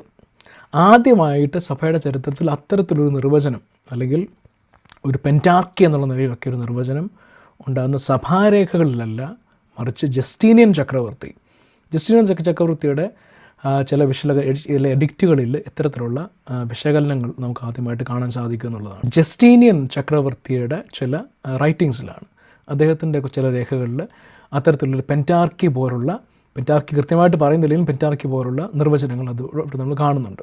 അതായത് സഭ ഒരിക്കലും പറഞ്ഞിട്ടില്ലാത്ത അല്ലെങ്കിൽ സഭാപരമായിട്ട് എക്ലസിയാസ്റ്റിക്കലി ഒരിക്കലും നിർവചിച്ചിട്ടില്ലാത്ത കാനോനികമായിട്ട് എഴുതപ്പെട്ടിട്ടില്ലാത്ത കാര്യങ്ങൾ ജസ്റ്റീനിയൻ ചക്രവർത്തിയുടെ ഒരു അണ്ടർസ്റ്റാൻഡിങ്ങിൽ അദ്ദേഹത്തിൻ്റെ റൈറ്റിങ്സിൽ എഴുതി വെച്ചിട്ടുണ്ട്. ഇതാണ് പിന്നീട് പെൻറ്റാർക്കി എന്നുള്ള നിലയിലേക്ക് ആൾക്കാർ പറയാനും വളരെ പിൽക്കാലത്തിൽ അത് അങ്ങനെ ആയിരുന്നു എന്നൊക്കെ സമർത്ഥിക്കാനൊക്കെ കാരണമായി തീർന്നു എന്നുള്ളതാണ്. എവഗ്രിയസ് സൊളാസ്റ്റിക്കാസ് എന്ന് പറഞ്ഞിട്ടുള്ള ഒരു ചർച്ച് ഹിസ്റ്ററി രേഖയുണ്ട്. അത് പ്രത്യേകിച്ച് ആ ഒരു കാലഘട്ടത്തിൽ, അതായത് സെവറിയോസിൻ്റെയൊക്കെ ആ ഒരു കാലഘട്ടത്തിൽ എഴുതപ്പെട്ട ഒരു സഭാചരിത്രമാണ്. അന്നത്തെ കാൽസിഡോണിയൻ വിഭാഗത്തിൽ എഴുതപ്പെട്ട സഭാചരിത്രമാണ്. ആ കാലഘട്ടത്തിൽ ഉള്ള സഭാചരിത്രത്തിലും ഈ പറയുന്ന ഒരു ഓൾ ഓഫ് ഈസ്റ്റ്, അവിടെയാണ് ആദ്യമായിട്ട് ഓൾ ഓഫ് ഈസ്റ്റ് എന്നൊരു കാര്യം സഭാചരിത്രത്തിൽ വരുന്നത് തന്നെ, അന്ത്യോക്യയും ഓൾ ഓഫ് ഈസ്റ്റ് എന്നുള്ളത്. അപ്പോൾ തന്നെ ഓൾറെഡി കാൽസിഡോൺ സംഭവിച്ചു. ശേഷം സെവറിയോസിൻ്റെ കാലഘട്ടത്തിനും ശേഷം ആ ഒരു സ്കിസം ഓൾറെഡി നടന്നു. അപ്പോൾ ആ ഒരു സ്കിസം നടന്നതിന് ശേഷം ഉള്ള ചരിത്രത്തിലാണ് കാൽസിഡോൺ പക്ഷത്ത് നിന്നും ഇത്തരത്തിലുള്ള അന്ത്യോക്യ എന്നും ഓൾ ഓഫ് ഈസ്റ്റ് എന്നൊക്കെ ചേർത്ത് ആദ്യമായിട്ട് സഭാചരിത്രത്തിൽ എഴുതപ്പെട്ട് കാണുന്നത്. ബാക്കി എവിടെയും അങ്ങനൊരു ചരിത്രം ഇല്ലാതിരിക്കെ അത് ഈ ജസ്റ്റീനിയൻ ചക്രവർത്തിയുടെ ചില രേഖകളെ അധികരിച്ചിട്ട് പിന്നീട് എഴുതപ്പെട്ട അല്ലെങ്കിൽ അതിൻ്റെയൊക്കെ ഒരു കൾമിനേഷൻ എന്നുള്ള നിലയിൽ പിന്നീട് വന്ന ചില റൈറ്റിങ്സിൽ അവർ അഡോപ്റ്റ് ചെയ്ത അല്ലെങ്കിൽ അന്നത്തെ കുറേ പുസ്തകങ്ങളിൽ സഭാചരിത്ര രേഖകളിലൊക്കെയാണ്. ഇതൊരിക്കലും കാനോനികമായിട്ടോ സഭാപരമായിട്ടോ അക്സെപ്റ്റ് ചെയ്തിട്ടുള്ള ജൂറിസ്ഡിക്ഷൻ ആയിരുന്നില്ല. ഒരു പാട്രിയാർക്കേറ്റ് എന്നുള്ള നിലയിൽ, അതായത് ജസ്റ്റീനിയൻ തന്നെ ആ വിഷയത്തെപ്പറ്റി പറയുന്നുണ്ട്. പാട്രിയാർക്ക് എന്നുള്ള പദവി തന്നെ പറയുന്നത് ജസ്റ്റീനിയനാണ് ചരിത്രത്തിൽ ആദ്യമായിട്ട്. ജസ്റ്റീനിയൻ്റെ റൈറ്റിങ്സിലാണ് അത് ആദ്യമായിട്ട് നമ്മൾ കാണുന്നത്. അതിനു മുമ്പ് വരെ പാത്രിക്കീസ് അല്ലെങ്കിൽ ഇത് ഇവിടെ 4 പാത്രിക്കീസ്മാർ 5 പാത്രിക്കീസ്മാർ ഇങ്ങനൊരു കാര്യമൊന്നും നേരത്തെ ഉണ്ടായിരുന്നില്ല. എല്ലാവരും ബിഷപ്സ് എന്നാണ് അറിയപ്പെടുന്നത് ബേസിക്കലി. അപ്പം അല്ലെങ്കിൽ മെട്രോപൊളിറ്റൻ എന്നുള്ള നിലയിലാണ്, അല്ലെങ്കിൽ ആർച്ച് ബിഷപ്പ് എന്നൊക്കെ പറയുന്നുണ്ട്. Arch bishop of Alexandria, arch bishop of Constantinople എന്നൊക്കെയാണ് എഫെസോസ് രേഖയിൽ ഇപ്പോഴും പറയുന്നത്. അപ്പം മെട്രോപൊളിറ്റൻ, ആർച്ച് ബിഷപ്പ്, ആ ഒരു നിലയ്ക്കപ്പുറം പാട്രിയാർക്കേറ്റ് അല്ലെങ്കിൽ പാട്രിയാർക്ക് എന്നൊക്കെയുള്ള വാക്കുകളൊക്കെ വളരെ പിൽക്കാലത്ത് ഉപയോഗിച്ചത് അത് ആദ്യമായിട്ട് ജസ്റ്റീനിയൻ്റെ രേഖകളൊക്കെ കാണുന്നുണ്ട്. അങ്ങനെ ഈ അന്ത്യോക്യയെയും അലക്സാൻഡ്രിയയും അതുപോലെ തന്നെ കോൺസ്റ്റന്റിനോപ്പിളിലെയും ഒക്കെ അത്തരത്തിൽ പാട്രിയാർക്ക് എന്ന് അവിടുത്തെയുള്ള ബിഷപ്പ്മാരെ വിളിച്ചതായിട്ട് ആദ്യം നമ്മളവിടെ കാണുന്നത്. അപ്പോൾ ഈ രേഖകളൊക്കെ അധികരിച്ച് പിന്നീട് വന്ന ചരിത്ര രേഖകളിലൊക്കെ എവഗ്രിയ സൊലാസ്റ്റിക്കാസിലൊക്കെ ഈ വിഷയം കാണുകയും അവിടെ അന്ത്യോക്യ ആൻഡ് ഓൾ ഓഫ് ഈസ്റ്റ്. അപ്പം ഇതൊരു എക്ലിസിയാസ്റ്റിക്കൽ അണ്ടർസ്റ്റാൻഡിംഗ് ആണ്. അതായത് പാട്രിയാർക്കൽ പദവിയിലേക്ക് ചില ബിഷപ്പ്മാരെ മാത്രം അംഗീകരിക്കുന്നുണ്ട്, ബാക്കിയുള്ള മെട്രോപൊളിറ്റൻസിന് അല്ലെങ്കിൽ ബാക്കിയുള്ള ആർച്ച് ബിഷപ്സിന് ആ നിലയിലുള്ളവരെയൊക്കെ അതിന് തൊട്ട് താഴെ ലെവലിലേക്ക് റാങ്കിങ്ങിലേക്ക് അവർ മാറുന്നു എന്നുള്ളതാണ്. Already ranking was already there. പക്ഷേ ഈ ഇത്തരത്തിൽ പാട്രിയാർക്കൽ റാങ്കിങ്ങിലേക്ക് കൊണ്ടുവരുന്നുണ്ട് ബാക്കിയുള്ള അവരുടെ പരിധിയിൽ. അപ്പോൾ ഈസ്റ്റ് എന്ന് പറയുമ്പോൾ നേരത്തെ കോൺസ്റ്റന്റിനോപ്പിൾ കാനോൺ 2 പറയുന്ന ഈസ്റ്റിലെ ബിഷപ്പ്മാർ ഈസ്റ്റിലെ കാര്യം നോക്കട്ടെ, ഏഷ്യയിലുള്ളവർ ഏഷ്യയിലെ കാര്യം നോക്കട്ടെ എന്ന് പറയുമ്പോൾ ഇവിടെ പിന്നീട് കാൽസഡോൺ കൗൺസിലിലെ ശേഷം വന്ന ഡെഫിനിഷൻസിലൊക്കെ ഈ പാട്രിയാർക്കേറ്റ് എന്ന് പറയുമ്പോൾ ഇവിടെ എന്താണ്, അവിടെ അവർക്ക് ആ ചുറ്റും അവരുടെ പരിധിയിലുള്ളതൊക്കെ, അതായത് eastern diocese of Roman empire എന്നാണ് ബേസിക്കലി പറയുന്നത്. ഈസ്റ്റേൺ ഡയോസിസ്, അപ്പം അന്ത്യോക്ക് മാത്രമല്ല ഈസ്റ്റേൺ ഡയോസിസും അവിടെയൊക്കെ ഉണ്ടായിരുന്ന മെട്രോപൊളിറ്റൻസൊക്കെ ഇവരുടെ അധികാര പരിധിയിലേക്ക് കീഴിലേക്ക് അംഗീകരിക്കപ്പെട്ട് വന്നു എന്നുള്ളതാണ്. അത് പ്രത്യേകമായിട്ട് കാനോനൊന്നുമില്ല, പക്ഷേ അത് അംഗീകരിക്കപ്പെട്ട് വന്നു എന്നുള്ളതാണ്.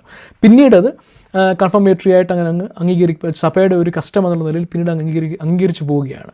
അപ്പോൾ ചുരുക്കം പറഞ്ഞാൽ ആ പാട്രിയാർക്ക് എന്നുള്ള പദവി വന്നതുപോലെ തന്നെ അതൊരു റാങ്കിങ്, നേരത്തെ ഉണ്ടായിരുന്ന റാങ്കിങ്ങിന് കുറച്ചുകൂടി വിപുലപ്പെടുത്തിയുള്ള നിലയിൽ ബാക്കിയുള്ള മെട്രോപൊളിറ്റൻസിൻ്റെ ഇവരുടെ അധികാര പരിധിയുടെ കീഴിലേക്ക് കൊണ്ടുവന്നു എന്നുള്ള നിലയിലേക്ക് ഒരു അണ്ടർസ്റ്റാൻഡിംഗ് ആണ് ബേസിക്കലി ഉണ്ടാകുന്നത്. അത് പിന്നീട് അപ്ഹോൾഡ് ചെയ്യപ്പെട്ടു. ബാക്കി അത്തരത്തിൽ ഇവർ പ്രമുഖരായിട്ടുള്ള പ്രധാനപ്പെട്ട ഈ ആദ്യത്തെ റാങ്കിങ് ഉണ്ടല്ലോ, റാങ്കിങ്ങിൽ ഈ ഇവരുടെ പരിധിക്കപ്പുറം കടക്കാൻ പാടില്ല എന്ന് പറയുമ്പോൾ ഇവിടെ എന്താണ്, ഇവിടെ ഡയസിസ് ഓഫ് ഈസ്റ്റിൻ്റെ പരിധി മൊത്തം ഇവർക്ക് തത്വത്തിൽ അംഗീകരിച്ച് കൊടുക്കുകയാണ് പിന്നീട് ചെയ്യുന്നത്. ഡയസിസ് ഓഫ് ഈസ്റ്റ് എന്ന് പറയുമ്പോൾ അന്ത്യോക്യയും ആൻഡ് ഓൾ ദി ഈസ്റ്റിന് ഉദ്ദേശിക്കുന്ന ഡയസിസ് ഓഫ് ഈസ്റ്റ് ആണ്. Roman diocese of east basically ഉദ്ദേശിക്കുന്നത്. അത് ഏതൊക്കെയാണെന്ന് ഞാൻ പറയാൻ പോകുന്നത്. ഒന്ന് സിറിയ, പ്രൈമാന്നും സെക്കൻഡാന്നുള്ള 2 റീജിയനായിട്ട് ഡിവൈഡ് ചെയ്യുന്നുണ്ട്. ആ 2 സിറിയയുടെ ഭൂപ്രദേശങ്ങൾ മുഴുവനും, അതുപോലെ തന്നെ ഹൈറപ്പോലീസ് വരുന്നുണ്ട്, എഡേസ വരുന്നുണ്ട്, റോമൻ മെസപ്പൊട്ടോമിയ ലോവർ മെസപ്പൊട്ടോമിയ ഏരിയയാണ് ആ ഭാഗം വരുന്നുണ്ട്. ഫിനീഷ്യ അതിന് 2 ഭാഗങ്ങളായിട്ട് 1 and 2 വിഭജിക്കുന്നുണ്ട്. അതായത് ടൈറും പിന്നെ അതുപോലെ ഡമാസ്കസും ഒക്കെ ചേരുന്ന മേഖലകളാണ് ഇതൊക്കെ.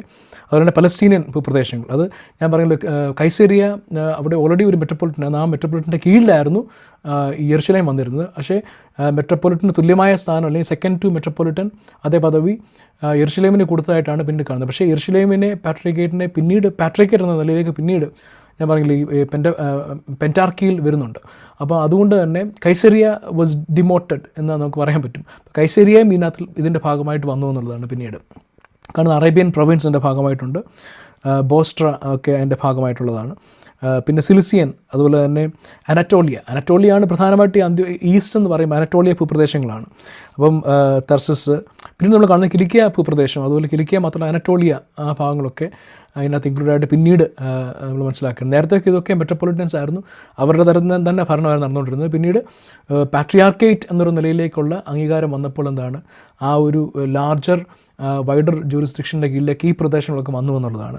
അവിടെ കിലിക്കിയയിലും പിന്നെ അതുപോലെ തന്നെ അനറ്റോളിയൻ ഭൂപ്രദേശങ്ങളൊക്കെ അതിലേക്ക് വരികയാണ്.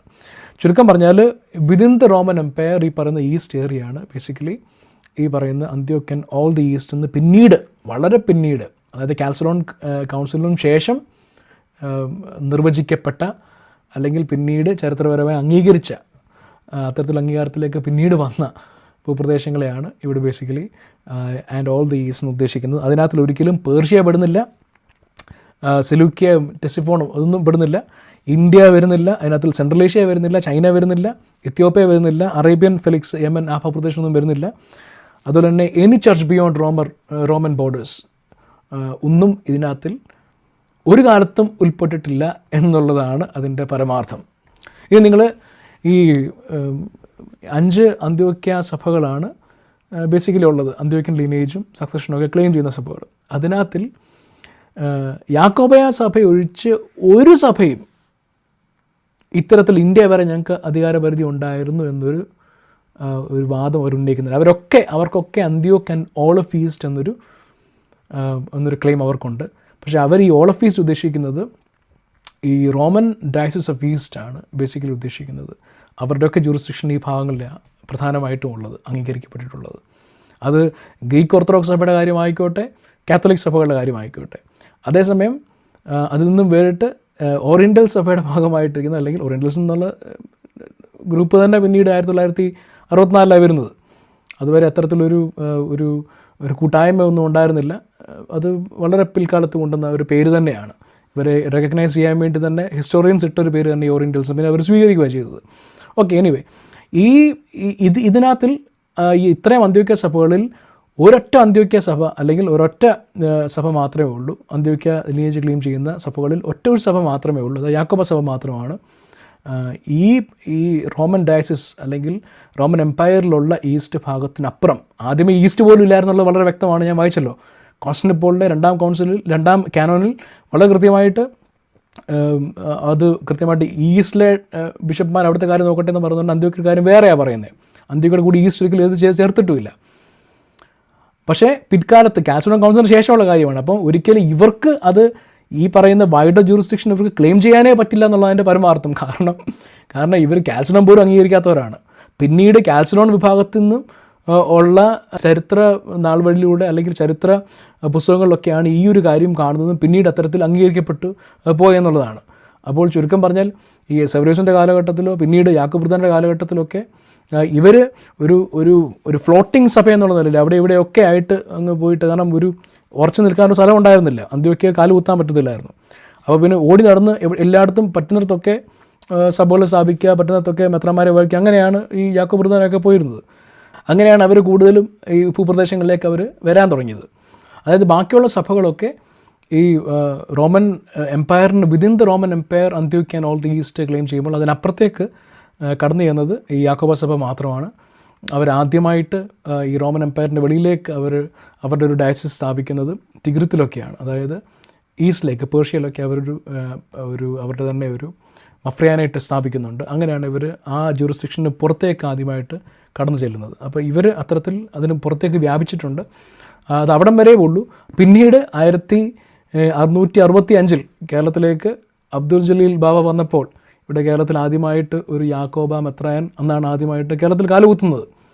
അങ്ങനെ കേരളത്തിൽ 1665 യാക്കോബക്കാർ ആദ്യമായിട്ട് വന്നിട്ട് ഇവിടെ ഉണ്ടായിരുന്ന ഒരു വിഘടിത വിഭാഗത്തെ അവരുടെ ഭാഗമാക്കാനുള്ള ശ്രമങ്ങളാണ് പിന്നീട് നടന്നത് മൊത്തം. അവരൊരു സഭയായിട്ട് പിന്നീട് മാറുന്നത് മുളന്തുരുത്തി സുനദോസോടുകൂടിയാണ്. അതിന് മുന്നേ കൈവെപ്പ്, പകുതി കൈവെപ്പ്, മുറി കൈവെപ്പ്, ആ വിഷയത്തിലേക്ക് നമുക്ക് പിന്നീട് വരാവുന്നതാണ്. പക്ഷേ ഞാൻ പറഞ്ഞു വന്ന ഇതാണ്, ഇവർ വർഷങ്ങളെടുത്തു ഇവർ ഈ വൈഡർ ജൂറിസ്ഡിക്ഷനിലേക്ക് ഇവർ എത്തിയത് എന്നുള്ളതാണ്. അവർ സ്വയം ആർജിച്ച ആ ഒരു വൈഡർ ജൂറിസ്ഡിക്ഷൻ തന്നെയാണ്. അതല്ലാതെ ചരിത്രപരമായിട്ട് ഈ സഭകൾക്ക് നൽകപ്പെട്ട, അല്ലെങ്കിൽ ഈ സഭകൾ ചരിത്രപരമായിട്ട് ക്ലെയിം ചെയ്യുന്നൊരു കാര്യമല്ല. ഇവരുടെ പ്രവർത്തന മേഖലകൾ അത്തരത്തിൽ മുന്നോട്ട് വന്നാണ് ഇവർ അത്തരത്തിൽ ഓൾ ഓഫ് ഈസ്റ്റ് എന്ന് പറയുമ്പോൾ ഇത് മൊത്തം ഇന്ത്യ ഉൾപ്പെടെയാണെന്നൊക്കെ പറയാൻ പിന്നീട് കാരണമായി തീർന്നത് ഇവർ മാത്രമാണ് അത്തരത്തിൽ ക്ലെയിം നടത്തുന്നത്. 1665 അബ്ദുൽ ജലീൽ ബാബ കേരളത്തിൽ വന്നെങ്കിലും ഒരിക്കലും അവർ ഒരു സഭ എന്നുള്ള നിലയിൽ ആയി മാറിയില്ല എന്നുള്ളതാണ്. അതിനുള്ള പല ശ്രമങ്ങളും പല കാലഘട്ടത്തിൽ നടന്നു. അതേപ്പറ്റി വളരെ വിശദമായിട്ട് നമുക്ക് ഓരോരോ മാർത്താമ 1 മുതലുള്ള ആ വിഷയങ്ങളൊക്കെ നമുക്ക് കൃത്യമായി ചർച്ച ചെയ്യേണ്ടതുണ്ട്. പിന്നീട് പുറകാലം അത് ചെയ്യുന്നതാണ്. പക്ഷെ എന്നാലും വളരെ ബ്രീഫായിട്ട് പറയുവാണെങ്കിൽ അത്തരത്തിൽ മുളന്തുരുത്തി സുനദോസോടെ സമ്പൂർണ്ണമായിട്ടും യാക്കോബായ അടിമനുഖത്തിൻ്റെ കീഴിലേക്ക് ഇവിടുത്തെ വിഘടിത വിഭാഗം പോയി എന്നുള്ളതാണ്. അതിൽ നിന്ന് പിന്നെ രക്ഷപ്പെടാനുള്ള ശ്രമങ്ങളാണ് ഈ കഴിഞ്ഞൊരു നൂറ്റാണ്ടായിട്ട് നമ്മൾ കാണുന്ന മലങ്കര സഭാ തർക്കം എന്നുള്ളതാണ്. അതിൽ നിന്നും മുക്തി നേടാനായിട്ടോ അല്ലെങ്കിൽ ആ സഭാ വഴക്കുകളിൽ ഒരു കാലത്തും അവസാനിക്കാതെ അനന്തമായിട്ട് മുന്നോട്ട് പോവുകയും ചെയ്യുകയാണ്. നമ്മുടെ വിഷയം അതല്ല. പറഞ്ഞു വന്നത് യാക്കോബയ സഭ മാത്രമാണ് അത്തരത്തിൽ ഒരു വൈഡർ ജൂറിസ്ഡിക്ഷൻ, അതായത് ഓൾ ഓഫ് ഈസ്റ്റ് എന്ന് പറയുന്നത് ഫാർ ഈസ്റ്റ് അല്ലെങ്കിൽ ഈവൻ ടുവേർഡ്സ് പേർഷ്യ, ആദ്യം പേർഷ്യയിലേക്ക് അവർ തന്നെ എക്സേർട്ട് ചെയ്തു. പിന്നീട് 1665 കേരളത്തിൽ അവരെത്തി. അപ്പം അങ്ങനെ ഈസ്റ്റ് എന്നുള്ളതിൻ്റെ നിർവചനം അവർ മാത്രമാണ്. പേർഷ്യയും ടുവേർഡ്സ് ഇന്ത്യയൊക്കെ അത്തരത്തിൽ പാത്രിക്കേസിന് പണ്ടേ ഉണ്ടെന്നൊക്കെ പറയുന്നത്, പണ്ടേ ഉണ്ടെന്നുള്ളത് വെറും മിഥ്യാധാരണയാണെന്നുള്ളത് നമുക്ക് ഓൾറെഡി മനസ്സിലായല്ലോ. ഒരു കാനോനിലും ഇല്ല. അത്തരത്തിൽ അന്ത്യോക്യയ്ക്ക് ഓൾ ഓഫ് ഈസ്റ്റ് എന്നൊരു കാര്യം പോലും അന്ത്യോക്യയോട് ചേർത്ത് പറഞ്ഞിട്ടില്ല. ഇതൊക്കെ വളരെ പിൽക്കാലത്തിൽ ജസ്റ്റിനിയൻ ചക്രവർത്തിയുടെ ഒരു അണ്ടർസ്റ്റാൻഡിങ്ങിൽ പത്രിയാർക്കൽ പദവി എന്നൊക്കെ നിലയിൽ വന്നപ്പോൾ അതിന് ശേഷം അതിനെ അധികരിച്ച് എഴുതിയ ചരിത്രകാരന്മാർ ഇത്തരത്തിൽ എഴുതി തുടങ്ങി. പിന്നീട് ഈ പാത്രികേസ്മാർ അത്തരത്തിലുള്ള ക്ലെയിംസ് നടത്തി എന്നുള്ളതാണ് അതിൻ്റെ ചരിത്രപരമായിട്ടുള്ള യാഥാർത്ഥ്യം. അപ്പോൾ ഈസ്റ്റിനപ്പുറം ഇന്ന് ഫാർ ഈസ്റ്റും ഈ പറയുന്ന ഇന്ത്യയും ചൈനയും ഒക്കെ അല്ലെങ്കിൽ പേർഷ്യയൊക്കെ ഞങ്ങളുടെ അധികാര പരിധിയിലെന്ന് യാക്കോബ സഭ മാത്രമാണ് പറയുന്നത്. അത് അവരെത്രമാത്രം അവരുടെ ജൂറിസ്ഡിക്ഷൻസ് വർദ്ധിപ്പിച്ചു, അല്ലെങ്കിൽ അത്തരത്തിൽ ബിയോണ്ട് ദറ്റ് റോമൻ എംപയർ അവർ പോയി എന്നുള്ളതിൻ്റെ ഭാഗമായിട്ട് മാത്രമേ നമുക്ക് കണക്കാക്കാൻ പറ്റുള്ളൂ. അതൊരിക്കലും ഹിസ്റ്റോറിക്കലി ഉള്ള ഒരു അണ്ടർസ്റ്റാൻഡിങ് അല്ല. ഹിസ്റ്റോറിക്കലി അങ്ങനെ ഒരു കാനോണിലും ഇല്ല എന്നുള്ളതാണ് ചരിത്രപരമായിട്ടുള്ള യാഥാർത്ഥ്യം. ഇനി ഈ വീഡിയോയുടെ രണ്ടാം ഭാഗത്തേക്ക് നമുക്ക് കടക്കാം. അത് ഷിബു പീഡിയയ്ക്കലിനുള്ള മറുപടിയാണ്. ജിജിയുടെ ഗ്ലോറിയസ് ഗോസ്പലിൻ്റെ ഷിബു പീഡിയയ്ക്കലിനുള്ള മറുപടിയാണ്. ഷിബു പീഡിയയ്ക്കലിൻ്റെ വീഡിയോ കണ്ടു. അത് വളരെ ദയനീയമായിപ്പോയി. ഒരുപാട് സ്ട്രോമാൻ ആർഗ്യുമെൻറ്റ്സ് ആണ് പ്രധാനമായിട്ട് അദ്ദേഹം കൊണ്ടുവന്നിട്ടുള്ളത്. നമ്മൾ ചോദിച്ച ചോദ്യങ്ങൾക്കല്ല മറുപടി പറഞ്ഞിരിക്കുന്നത്. അതിന് പകരം മറുപടി പറഞ്ഞു എന്ന് വരുത്തി തീർക്കുക എന്നത് മാത്രമാണ് ലക്ഷ്യം എന്നുള്ളത് ആ വീഡിയോ കണ്ടാൽ മനസ്സിലാവും. പിന്നെ എന്തൊക്കെയോ കുറേ ആരോപണങ്ങളൊക്കെ ഉന്നയിച്ചു. അതൊന്നും റെലവൻ്റ് ആയിട്ടുള്ള ആരോപണങ്ങളല്ല, നമ്മൾ പറഞ്ഞ വിഷയമായിട്ട് ചേരുന്ന ആരോപണങ്ങളല്ല, മറ്റ് വിഷയങ്ങളാണ് പറയുന്നത്. അതായത് അതിനെതിരെ പറയുന്ന അദ്ദേഹം അവിഞ്ഞോൺ പേപ്പസിയെ സംബന്ധിച്ച് പറയുന്നു. അതുപോലെ തന്നെ കൊർന്നല്യൂസ് എന്ന മാർപ്പാപ്പയുടെ കോൺസിക്രേഷനെ പറ്റി പറയുന്നു. അതിനകത്ത് ഒരു ബിഷപ്പേ ഉണ്ടായിരുന്നു എന്നൊക്കെ അദ്ദേഹം പറയുന്നുണ്ട്. പിന്നീട് കഡാവർ സിനഡിനെ പറ്റിയൊക്കെ പറഞ്ഞു. ഇതൊക്കെ നമ്മൾ പറഞ്ഞ വിഷയമായിട്ട് യാതൊരു ബന്ധവുമില്ല. അപ്പം നമ്മൾ പറഞ്ഞിട്ടുള്ള വിഷയം എന്നുള്ളത് ബേസിക്കലി എല്ലാവരും മനസ്സിലാക്കണം. നമ്മൾ പാട്രിയാർക്കൽ സക്സഷൻ അല്ല, പേപ്പൽ സക്സഷൻ അല്ല നമ്മുടെ വിഷയം. നമ്മുടെ വിഷയം ബിഷപ്രിക് സക്സഷനാണ്. ഒന്നുകൂടി പറയാം, നമ്മൾ പേട്രിയാർക്കൽ സക്സഷനെ പറ്റി അല്ല പറഞ്ഞത്. ആര് പാത്രികീസ് ആയെന്നോ അല്ലെങ്കിൽ എത്ര ശേഷം പാട്രിയാർക്കൽ സീറ്റ് വേക്കൻ്റ് ആയിരുന്നു എന്നുള്ളതോ അല്ല നമ്മുടെ വിഷയം. സഭാചരിത്രത്തിൽ അത് അലക്സാണ്ട്രിയയിലെ പാട്രിയാർക്കേറ്റ് എടുത്താലും അന്ത്യോക്യയിലെ പാട്രിയാർക്കേറ്റിലെടുത്താലും ഇപ്പം മറ്റ് കോൺസ്റ്റന്റിനോപ്പിളിലെ പാട്രിയാർക്കേറ്റിലെടുത്താലും ഇപ്പം റോമൻ പേപ്പൽ സക്സഷൻ്റെ കാര്യമാണെങ്കിൽ പോലും എല്ലായിടത്തും ഈ പറയുന്ന പോലെ ഈ പേപ്പൽ സീറ്റോ അല്ലെങ്കിൽ പാട്രിയാർക്കൽ സീറ്റൊക്കെ വേക്കൻ്റ് ആയിട്ടിരുന്ന ചരിത്രമുണ്ട്. ഒരു പക്ഷേ അത് പെർസിക്യൂഷൻ മൂലമാകാം, അല്ലെങ്കിൽ തർക്കങ്ങൾ മൂലമാകാം, പല കാരണം കൊണ്ടും അത്തരത്തിൽ സീറ്റ് വേക്കൻ്റ് ആയിട്ട്, ഹോളി സീ വേക്കൻ്റ് ആയിട്ടിരുന്ന ചരിത്രങ്ങളൊക്കെ ഉണ്ട്. അതുകൊണ്ടൊക്കെ സക്സഷൻ നിന്ന് പോയെന്ന് ആർക്കും പറയാൻ പറ്റില്ല, ലീനേജ് നിന്ന് പോയെന്ന് ആരും പറയില്ല. വിവരമുള്ളവർ ആരും അത് പറയില്ല. ഞങ്ങളാരും അങ്ങനെ ഒരു വാദം ഉന്നയിച്ചിട്ടുമില്ല, ആരും ഉന്നയിച്ചിട്ടില്ല. ഇനിയിപ്പം ഏതോ പുരോഹിതന് മറുപടി പറഞ്ഞാൽ മതി. ഏത് പുരോഹിതനായാലും അത്തരത്തിൽ ആരും വാദം ഉന്നയിക്കില്ല. ഇത് ആൾക്കാരെ, ജീജി പൊട്ടന്മാരെ പറ്റിക്കാൻ വേണ്ടി പറയുന്നതാണ്. അവർക്കിതൊക്കെ മതി എന്നുള്ളതാണെങ്കിൽ ആയിക്കോട്ടെ, നമുക്ക് പ്രശ്നമില്ല. കാരണം ജീജി പൊട്ടന്മാർക്ക് ഇതൊക്കെ മതിയെങ്കിൽ അതായിക്കോട്ടെ, പ്രശ്നമില്ല. പക്ഷേ നമ്മൾ ചോദിക്കുന്ന ചോദ്യം പാട്രിയാർക്കൽ സക്സഷനെ പറ്റി അല്ല, പാട്രിയാർക്കൽ ഓർഡറിനെ പറ്റി അല്ല. നമ്മൾ പറയുന്നത് ബിഷപ്രിക് സക്സഷനെ പറ്റിയാണ് പറയുന്നത്. റോമിലെ സഭ ഒരിക്കലും ഒരു ബിഷപ്പ് പോലും ഇല്ലാതെ ആ സഭയുടെ സക്സഷൻ അവസാനിച്ചു, അല്ലെങ്കിൽ അപ്പസ്തോലിക് സക്സഷൻ അവസാനിച്ചു എന്ന് പറയാൻ സാധിക്കില്ല. അപ്പോസ്തോലിക കൈവപ്പ് ബിഷപ്പ്മാരിലാണ് സ്പ്രെഡ് ചെയ്ത്, through out the church spread ചെയ്ത് നിൽക്കുന്നത്. ബിഷപ്രിക് സക്സഷൻ, ബിഷപ്പ് എന്ന് പറഞ്ഞാൽ അത് അപ്പോസ്തോലിക കൈവപ്പാണ്. അപ്പോസ്തോലിക കൈവപ്പിൻ്റെ ഏറ്റവും ഹയസ്റ്റ് കൈവപ്പ് അതാണ്. ബിഷപ്പിൻ്റെ കൈവപ്പാണ്. അതിൽ നിന്നും ഒരു ബിഷപ്പിനെ മെട്രോപൊളിറ്റനായിട്ടോ അല്ലെങ്കിൽ ഈ പറയുന്ന പോലെ ആർച്ച് ബിഷപ്പായിട്ടോ ഒക്കെ എലിവേറ്റ് ചെയ്യുക ചെയ്യുന്നത്. അതുപോലെ തന്നെയാണ് ഒരു മാർപ്പാപ്പയുടെ തിരഞ്ഞെടുപ്പ്, ഒരു പാത്രിയാർക്കിസിൻ്റെ തിരഞ്ഞെടുപ്പ്. അത് പ്രത്യേകം കൈവപ്പ്, പുതിയൊരു കൈവപ്പ് കൊടുക്കുകയൊന്നുമല്ല. അതിന് മുകളിൽ കൈവപ്പ് കൊടുക്കാനായിട്ട് ആരും ഉണ്ടെന്നുള്ള അർത്ഥത്തിലും നിങ്ങൾ ചിന്തിക്കാൻ പാടില്ല. മാർപ്പാപ്പയെ നിങ്ങൾ പൊതുവിൽ മാർപ്പാപ്പയെ കണ്ടിട്ടില്ലേ? മാർപ്പാപ്പ എങ്ങനെയാണ് വാഴിക്കപ്പെടുന്നത്? ഇപ്പം റീസെൻ്റ്ലി നമുക്ക് പുതിയ മാർപ്പാപ്പ വന്നു. അവിടെ കോൺക്ലേവ് കൂടിയിട്ട് മാർപ്പാപ്പയെ ഒരാളെ അവർ വോട്ടെടുത്ത് തിരഞ്ഞെടുത്തു. ആ തിരഞ്ഞെടുത്തിട്ട് അദ്ദേഹത്തോട് ചോദിക്കും, ഇത് സ്ഥാനം സ്വീകരിക്കാൻ തയ്യാറാണെന്ന് ചോദിക്കും. അപ്പം ആ തിരഞ്ഞെടുക്കപ്പെട്ട ആളുടെ കൺസെൻറ്റ് ലഭിച്ചതിന് ശേഷം അദ്ദേഹത്തെ ലാമിനേഷൻ റൂമിലേക്ക്, വിലാപ റൂമിലേക്ക് അദ്ദേഹത്തെ ഇവിടെ പോയി പ്രാർത്ഥിക്കും. എന്നിട്ട് പേപ്പൽ വസ്ത്രം ധരിച്ച് അദ്ദേഹം നേരെ ആൾക്കാരെ ഗ്രീറ്റ് ചെയ്യാൻ വേണ്ടി വരികയാണ് ചെയ്യുന്നത്. നേരെ വന്നിട്ട് നമ്മൾ പറയും ഹാബമസ് പാപ്പാവെന്ന് പറയും. എന്നിട്ട് പാപ്പ വന്ന് അഡ്രസ്സ് ചെയ്യും, എല്ലാവർക്കും അനുഗ്രഹം കൊടുക്കും. പിന്നീട് ഒഫീഷ്യലി അതിൻ്റെ ഇനാഗ്രേഷൻ നടക്കും. അവിടെ ഇനാഗ്രേഷൻ നടക്കുമ്പോൾ ആരും കൈവപ്പ് കൊടുക്കുകയല്ല ചെയ്യുന്നത്. അവിടെ എന്താ ചെയ്യുന്നത്? അവിടെ ചെയ്യുന്നത് ഈ പേപ്പർ ഇൻസിഗ്നിയ, അതുപോലെ തന്നെ ഈ പറയുന്ന റിങ്, അങ്ങനെയൊക്കെ കാര്യങ്ങളുണ്ട്. ഇതൊക്കെ കൊടുത്ത് അദ്ദേഹത്തെ ആ സ്ഥാനത്തേക്ക് ആനയിക്കുക ചെയ്യുന്നത്, എലിവേറ്റ് ചെയ്യുക ചെയ്യുന്നത്, ആ സ്ഥാനത്തേക്ക് ഉയർത്തുക. അത് പ്രത്യേക കൈവപ്പൊന്നുമില്ല. അപ്പം മാർപ്പാപ്പ കുറച്ച് നാൾ ഇല്ലെങ്കിലോ, അല്ലെങ്കിൽ മാർപ്പാപ്പ കുറച്ച് നാൾ, മാർപ്പാപ്പയുടെ സീറ്റ് കുറച്ച് നാൾ വേക്കൻ്റ് ആയിട്ടിരുന്നാലോ, അല്ലെങ്കിൽ കൗണ്ടർ ക്ലെയിംസ് ഉള്ള അല്ലെങ്കിൽ റൈവലായിട്ടുള്ള മാർപ്പാപ്പന്മാർ വന്നുകൊണ്ടോ ഒന്നും കൈവപ്പ് നഷ്ടപ്പെടുമെന്ന് പറയുന്നത് ഭൂലോക അബദ്ധമാണ്. അപ്പം ഓൾറെഡി ഒരു പോപ്പുണ്ട്, റോമിൽ പോപ്പുണ്ട്, അതിന് പാരലായിട്ട് മറ്റൊരു പോപ്പ് വന്നു.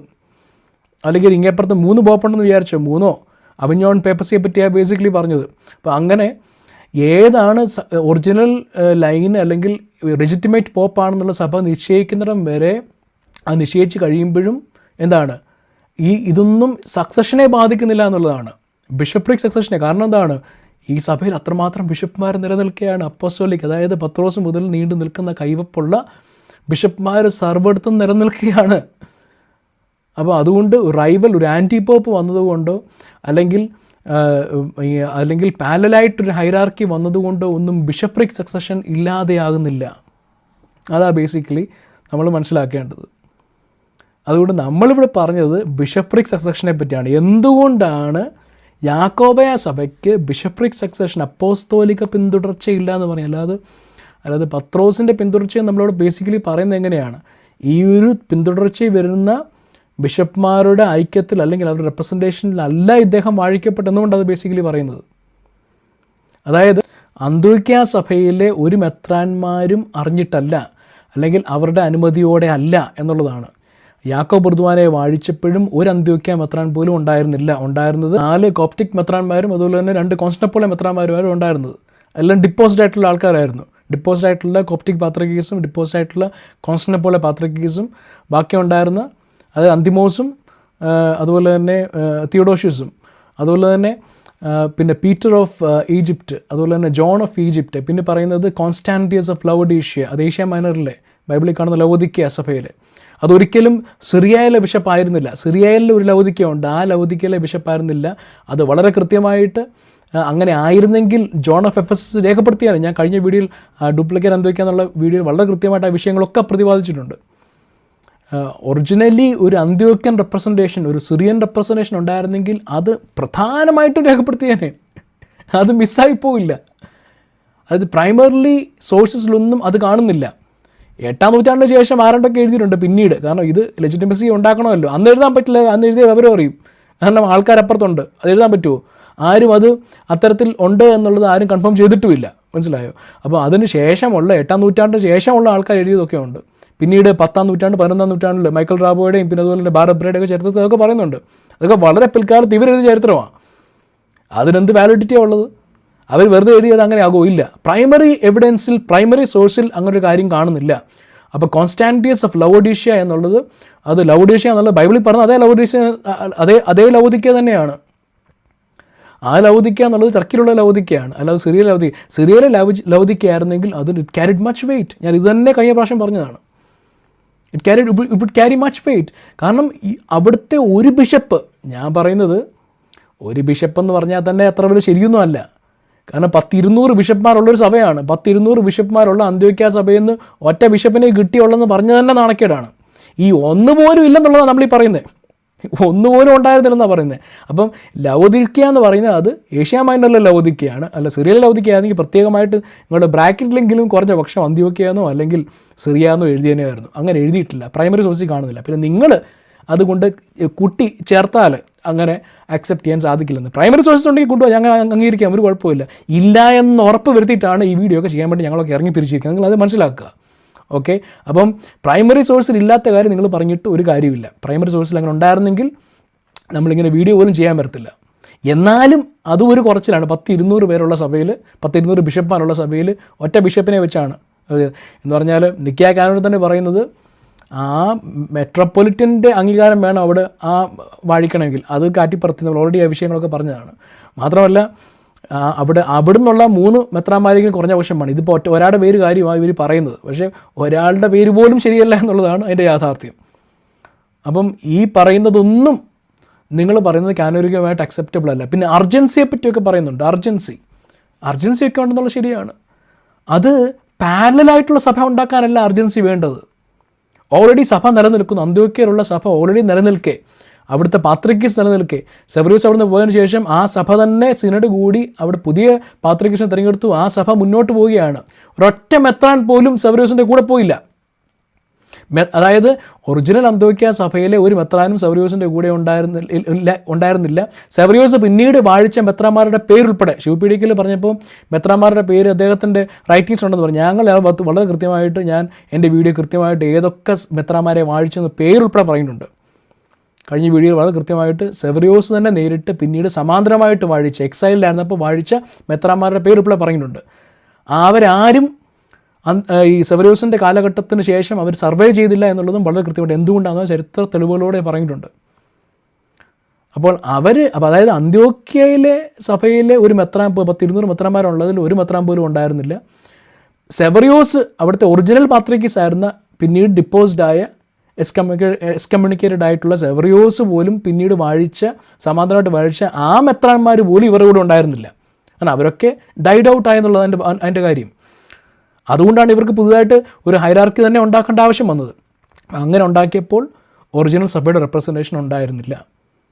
അപ്പോൾ ഇവിടെ ഒരു പുതിയൊരു ഹൈറാർക്കി, പുതിയൊരു പാരലൽ സഭയാണ് ഉണ്ടാക്കുന്നത്. ഇപ്പോൾ അർജൻസി എന്ന് പറഞ്ഞാൽ അത് ബിഷപ്രിക് സക്സഷൻ അവിടെ ഇല്ല എന്നുള്ളതാണ്. അതായത് ഒറിജിനൽ സഭയുടെ ബിഷപ്രിക് അപ്പോസ്തോലിക സഭയെ അല്ലെന്നൊന്നും ഞങ്ങളാരും പറഞ്ഞിട്ടില്ല കേട്ടോ.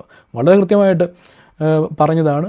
ഇത് കോപ്റ്റിക് കൈവപ്പുണ്ട്. കോപ്റ്റിക് സഭ അപ്പോസ്തോലിക സഭ തന്നെയാണ്. ഇന്നത്തെ വിഷയത്തിൽ നമ്മൾ കൃത്യമായിട്ട് പറഞ്ഞല്ലോ. നിക്കിയ കാനോനിലൂടെ പറയുന്നത് കോപ്റ്റിക് സഭയുടെ ജൂറിസ്ഡിക്ഷൻ്റെ അത് അങ്ങനെയാണ് എന്ന് വിവരിക്കാൻ കാരണം എന്താണ്, അങ്ങനെ കൃത്യമായിട്ടും അത് കൺഫേം ചെയ്യാൻ കാരണം എന്താണ്, കൺഫർമേറ്ററി ക്ലോസിൽ പറയുന്നത് റോം അത് അക്സെപ്റ്റ് ചെയ്യുന്നുള്ളതാണ്. കാരണം എന്താണ്, പത്രോസ്ലീഹ മാർക്കോസിനെ റോമിൽ വെച്ചാണ് കൈവപ്പ് കൊടുത്ത് ബിഷപ്പായിട്ട് നിയമിച്ച് അലക്സാൻഡ്രിയയിലേക്ക് അയക്കുന്നത്, അലക്സാൻഡ്രിയയിൽ സഭ സ്ഥാപിക്കാനായിട്ട് അയക്കുന്നത്. അപ്പോൾ റോമിൽ നിന്നുള്ള കൈവപ്പാണ് മാർക്കോസിനുള്ളത്. ആ അധികാരത്തിലാണ് മാർക്കോസിൻ്റെ സിംഹാസനം നിലനിൽക്കുന്നത്. അതുകൊണ്ട് തന്നെയാണ് റോമിലെ ബിഷപ്പിൻ്റെ കസ്റ്റമറി അനുസരിച്ച് അലക്സാൻഡ്രിയയിലെ ബിഷപ്പിൻ്റെ ജൂറിസ്ഡിക്ഷൻ നിജപ്പെടുത്തി കൊടുക്കുന്നുള്ളതാണ് എൻ്റെ യാഥാർത്ഥ്യം. അപ്പോൾ ഞങ്ങളൊരിക്കലും ആ കൈവപ്പ് അപ്പോസ്തോലികം അല്ലെന്നൊരു കാര്യമേ പറഞ്ഞിട്ടില്ല. യാക്കോബ സഭ അപ്പോസ്തോലിക സഭ അല്ലെന്നും പറഞ്ഞിട്ടില്ല. അപ്പോസ്തോലിക സഭ തന്നെയാണ്, ഒരു സംശയം ആ കാര്യത്തിലില്ല. കൈവപ്പിൻ്റെ കാര്യത്തിനും യാതൊരു സംശയവുമില്ല. പക്ഷേ അത് അന്ത്യോക്യയിലെ കൈവപ്പാണ്, അല്ല അന്ത്യോക്യയിലെ ബിഷപ്രിക് സക്സഷനാണ് എന്ന് പറയാൻ പറ്റത്തില്ല എന്നുള്ളതാണ് ഞങ്ങളുടെ ഒരേ ഒരു വാദം. മാത്രമല്ല, ഞാൻ കഴിഞ്ഞ വീഡിയോ വളരെ വിശദമായിട്ട് പറയുകയും ചെയ്തു. അതായത് കൾച്ചറലായിട്ടും ലിംഗ്വിസ്റ്റിക്കലായിട്ടും ലിറ്റർജിക്കലായിട്ടും ഒക്കെ അന്ത്യോക്യൻ സഭയുടെ പിന്തുടർച്ച ഇവർക്കുണ്ട് എന്നുള്ളതും ഞാൻ കൃത്യമായിട്ട് പറയുന്നുണ്ട്. അത് നമുക്ക് ഒരിക്കലും ഡിനൈ ചെയ്യാൻ സാധിക്കില്ല എന്നുള്ള കാര്യം പറഞ്ഞു. സെയിൻറ്റ് ജെയിംസ് ലിറ്റർജിയുടെ കാര്യത്തിലും അത് സിറിയാക് വേർഷനിൽ ഇവരാണ് എൻ്റെ കസ്റ്റോഡിയൻ, ഈ വിഷയങ്ങളൊക്കെ ഞാൻ വളരെ കൃത്യമായിട്ട് പറയുന്നുണ്ട്. പക്ഷേ ബിഷപ്രിക് സക്സഷൻ യഥാർത്ഥ അന്ത്യോക്യയിലെ, അതായത് പത്രോസിൽ നിന്ന് ഇഗ്നാത്യോസിലേക്ക്, ലെവദിയോസ്, ഇഗ്നാത്യോസ്, ആ തുടർച്ചയിൽ വന്നിരിക്കുന്ന സക്സഷൻ, ആ ബിഷപ്പ്മാരുടെ ഹെഡാണ് അവിടുത്തെ അന്ത്യോക്യയിലെ ബിഷപ്പ് എന്നുള്ളത്. അപ്പോൾ ആ സക്സഷൻ എന്നുള്ള കാര്യം ഇവരിൽ നിലനിൽക്കുന്നില്ല എന്നുള്ളതാണ്. അതാണ് അതിൻ്റെ യാഥാർത്ഥ്യം. അപ്പോൾ നമ്മൾ പറഞ്ഞത് ബിഷപ്രിക് സക്സഷനെ പറ്റിയാണ്, അല്ലാതെ പാത്രിക്കീസിൻ്റെ സീറ്റ് കുറച്ചാൾ വേക്കൻ്റായിട്ട് കിടന്നെങ്കിലോ വാറോ പെർസിക്യൂഷനോ അല്ലെങ്കിൽ ഒളിവിൽ പോകേണ്ട അവസ്ഥ വരികയോ അല്ലെങ്കിൽ അണ്ടർഗ്രൗണ്ടിൽ പോകേണ്ട അവസ്ഥ, അങ്ങനത്തെയൊക്കെ അവസ്ഥയെപ്പറ്റി അല്ല പറയുന്നത്. അങ്ങനത്തെ അർജൻസിയെ പറ്റിയല്ല. അല്ലെങ്കിൽ ഒരാൾ മരിച്ചു, അടുത്ത ആളിനെ വാഴിക്കാൻ കഴിയാത്ത അവസ്ഥ, അപ്പം ഒളിവിൽ കുറച്ച് ബിഷപ്പ്മാർ മാത്രം നിന്ന് വാഴിക്കേണ്ട ഒരവസ്ഥ എന്നൊക്കെ പറയുന്ന കാര്യങ്ങൾ ഇവിടെ വാലിഡേ അല്ല. കാരണം ഫോർ എക്സാമ്പിൾ ഇപ്പോൾ പോപ്പ് കൊർന്നല്യൂസിൻ്റെ കാര്യം പറഞ്ഞു. പോപ്പ് കൊർന്നല്യൂസിൻ്റെ കാര്യം പറയുമ്പോൾ എന്താണ്, അവിടെ ഒരു ബിഷപ്പ് വാഴിച്ചെന്ന് പറയും, ചരിത്രാബദ്ധമാണ്. അങ്ങനെ ഒരു കാര്യമില്ല. പാരലൽ ഹൈറാർക്കി ഉണ്ടാക്കാൻ ശ്രമിച്ച നൊവേഷ്യനെ വാഴിച്ചത് വെറും 3 ബിഷപ്പ്മാർ ചേർന്നാണ്. ഇങ്ങേപ്പുറത്ത് കൊർന്നല്യൂസിനെ വാഴിച്ചത് 16 ബിഷപ്പ്മാർ ചേർന്നാണ് എന്നുള്ളതാണ് ഈ സിപ്രിയാനോ അതുപോലെ തന്നെ യൂസേബിസും ഒക്കെ സഭാചരിത്രത്തിൽ കൃത്യമായിട്ട് പറയുന്നത്. അപ്പോൾ ഇതിനെ എടുത്തിട്ടാണ് ഒറ്റ ബിഷപ്പ് വാഴിച്ചെന്ന് പച്ചക്കള്ളം ഇരുന്ന് പറയുന്നത്. നൊവേഷ്യനെ വാഴിച്ചത് വെറും 3 ബിഷപ്പ്മാരാണ്. അതൊരു കുറച്ചിലായിട്ടാണ് സിപ്രിയാനും അതുപോലെ തന്നെ യൂസേബിസും ഒക്കെ രേഖപ്പെടുത്തുന്നതാണ് ചരിത്രപരമായിട്ടുള്ള യാഥാർത്ഥ്യം. മാത്രമല്ല, ആ ഒരു പാരലൽ ഹൈറാർക്കി പിന്നീട് നിലനിന്ന് പോയൊന്നുമില്ല. അപ്പോൾ വിഷയം ഇതൊന്നുമല്ല, നമ്മൾ പറയുന്ന വിഷയം ഇതൊന്നുമല്ല. റോമിലെ സഭയ്ക്ക് ഒരു കാലഘട്ടത്തിലും എല്ലാ ബിഷപ്പ്മാരും ആ സഭയുടെ ഭാഗമല്ലാതെ അല്ലെങ്കിൽ ഉള്ള എല്ലാ ബിഷപ്പ്മാരും മരണപ്പെട്ട ഒരവസ്ഥ അല്ലെങ്കിൽ അവരില്ലാതായി മാറിയ ഒരവസ്ഥ ഉണ്ടായാൽ മാത്രമേ കൈവപ്പ് നഷ്ടപ്പെട്ടു എന്ന് പറയാൻ പറ്റത്തുള്ളൂ. അതായത് റോമിലെ സഭയ്ക്ക് കൈവപ്പ് നഷ്ടപ്പെട്ടു അല്ലെങ്കിൽ സക്സഷൻ നഷ്ടപ്പെട്ടു എന്ന് പറയണമെങ്കിൽ റോമിലെ മെത്രാന്മാരെല്ലാവരും ഇല്ലാതായി മാറണം, എല്ലാ മെത്രാന്മാരും ഇല്ലാതായി മാറണം. അങ്ങനെ ഇല്ലാതായി മാറിയിട്ട് പുതിയ വേറെ മറ്റൊരു സഭയിൽ നിന്ന് ഒരു കൈവപ്പ് സ്വീകരിച്ചിട്ട് ഇങ്ങേപ്പുറത്തൊരു സഭ തുടങ്ങുവാണെങ്കിൽ അല്ലെങ്കിൽ വീണ്ടും ഒരു സഭ ആരംഭിക്കുവാണെങ്കിൽ അതിനെ വേണമെങ്കിൽ അത്തരത്തിൽ വേണമെങ്കിൽ പറയാം. പക്ഷേ അങ്ങനൊരു ചരിത്രം ഈ 2000 വർഷം ചരിത്രത്തിൽ ഉണ്ടായിട്ടില്ല എന്നുള്ളതാണ് പരമാർത്ഥം. അപ്പോൾ ഒരു ആൻറ്റി പോപ്സ് വന്നാലോ അവിഞ്ഞോൺ പേപ്പസി വന്നാലോ അല്ലെങ്കിൽ 3 പോപ്പുമാർ ചരിത്രത്തിൽ വന്നു എന്ന് പറഞ്ഞതുകൊണ്ടൊന്നും കൈവപ്പ് നഷ്ടമാകത്തില്ല, ബിഷപ്രിക് സക്സഷൻ ഇല്ലാതായി മാറുന്നില്ല. പിന്നീട് സഭ അത് ലെജിറ്റിമൈസ് ചെയ്തിട്ട് ഏതാണ് ഒറിജിനൽ പോപ്പ് ആയിരുന്നു എന്നുള്ളത് സഭ കൃത്യമായിട്ട് നിർവഹിച്ചിട്ടുണ്ട്. കൗൺസിലിൽ കൂടി കൃത്യമായിട്ട് ആ കാര്യം വന്നിട്ടുണ്ട്. അപ്പോൾ പാട്രിയാർക്കൽ സക്സഷനെ പറ്റി അതതിൻ്റെ ഭാഗമാണെങ്കിലും അതല്ല പ്രധാനമായിട്ട് നമ്മൾ പറയുന്ന വിഷയം. പാട്രിയാർക്കൽ സീറ്റ് കുറച്ച് നാൾ വേക്കൻ്റ് ആയിരുന്നാൽ ഉടനെ ബിഷപ്രിക് സക്സഷൻ പോയി എന്നുള്ള മിഥ്യാധാരണ ഞങ്ങൾക്കില്ല, ഞങ്ങൾ അങ്ങനെ ഒരു കാര്യവും പറഞ്ഞിട്ടില്ല. അതുകൊണ്ട് അത്തരം പൊട്ടവാദം കൊണ്ട് വന്നാൽ ഇവിടെങ്ങും ചിലവാകത്തില്ല എന്നുള്ളതാണ്. നമ്മൾ ബേസിക്കലി പറയുന്നത് അന്ത്യോക്യ സഭ നിലനിൽക്കെ അവിടെയുള്ള സർവ്വ ബിഷപ്പ് 200ഓളം ബിഷപ്പ്മാർ നിലനിൽക്കെ നിങ്ങൾ പാരലൽ സഭ ഉണ്ടാക്കി. ആ സഭയിൽ ഒരു അന്ത്യോക്യ സഭയും ഭാഗമായിരുന്നില്ല. മാത്രമല്ല അന്ത്യോക്യ സഭയ്ക്ക് സമാന്തരമായിട്ട് അന്ത്യോക്യ കൈവപ്പുണ്ടായിരുന്ന അന്ത്യോക്യയുടെ പാത്രിക്കീസ് തന്നെയായിരുന്ന സെവറിയോസ് സമാന്തരമായിട്ട് ഉണ്ടാക്കിയ സഭയിലെ ബിഷപ്പ്മാർ, അവരുടെ ലിസ്റ്റുകൾ ഉൾപ്പെടെ ഞാൻ കഴിഞ്ഞ വീഡിയോ പറഞ്ഞിട്ടുണ്ട്, പേരുൾപ്പെടെ. അവരാരും യാക്കോബ് ബുർദ്വാനെ വാഴിച്ചപ്പോഴും ഇല്ലായിരുന്നു. യാക്കോബ് ബുർദ്വാന പിന്നീട് മെത്രാന്മാരെ വാഴിച്ചപ്പോഴും ഉണ്ടായിരുന്നില്ല. അവരൊക്കെ അതിന് മുന്നേ മരണപ്പെട്ടു എന്നുള്ളതാണ് യാഥാർത്ഥ്യം, സെവറിയോസ് ഉൾപ്പെടെ. അപ്പം അന്ത്യോക്യ സഭയുടെ റെപ്രസെൻറ്റേഷൻ ഇല്ലാതെയാണ് യാക്കോബായ സഭ സമാന്തരമായിട്ട് കോപ്റ്റിക് കൈവപ്പോടെ സ്ഥാപിക്കപ്പെട്ടത്. യാക്കോബ് ബുർദ്വാനെ അങ്ങനെയാണ് വാഴിച്ചത്. യാക്കോബ് ബുർദ്വാന ഓടി നടന്ന് എല്ലാവരെയും വാഴിച്ചു. അവരൊക്കെ യാക്കോബ് ബുർദ്വാനയുടെ കൈവപ്പാണ്. ആ യാക്കോബ് ബുർദ്വാനയ്ക്കുള്ളത് കോപ്റ്റിക് കൈവപ്പാണ്. ബിഷപ്രിക് സക്സഷനാണ് ഇവിടെ പറയുന്നത്. അപ്പം യാക്കോബ് ബുർദ്വാനെ പറ്റി, യാക്കോബ് ബുർദ്വാന പാത്രിക്കീസ് ആയിരുന്നില്ലല്ലോ. അദ്ദേഹം ഒരുത്തനെ പിടിച്ചിട്ട് പാത്രിക്കീസ് ആക്കി എന്നുള്ള കാര്യം മാത്രമേ ഉള്ളൂ. തൻ്റെ ചൈൽഡ്ഹുഡ് ഫ്രണ്ടായിരുന്ന സെർ ജോസഫ് ടെല്ലയെ പിടിച്ചിട്ട് AD 557 പിടിച്ചിട്ട് പാത്രിക്കീസായിട്ട് വാഴിച്ചു. അതൊരു വിലയുള്ള കാര്യമല്ല, ഞങ്ങൾ അതിനെപ്പറ്റിയേ അല്ല പറഞ്ഞ്. അല്ല, സെവറിയോസ് കഴിഞ്ഞിട്ട് ഇത്രയോ നാളത്തെ ഗ്യാപ്പുണ്ട്, ആ വിഷയം ഞങ്ങൾ പറഞ്ഞിട്ടേ ഇല്ല. ഞങ്ങൾക്ക് അതൊരു വിഷയമേ അല്ല. സമാചാരത്തിൽ അതല്ല വിഷയം. നിങ്ങളുടെ സഭയിൽ അപ്പസ്തോലിക്, അതായത് അന്ത്യോക്യൻ സഭയുടെ അപ്പസ്തോലിക് സക്സഷൻ ഉണ്ടോ എന്നുള്ളത് മാത്രമാണ് ഇവിടുത്തെ ചർച്ചാ വിഷയം.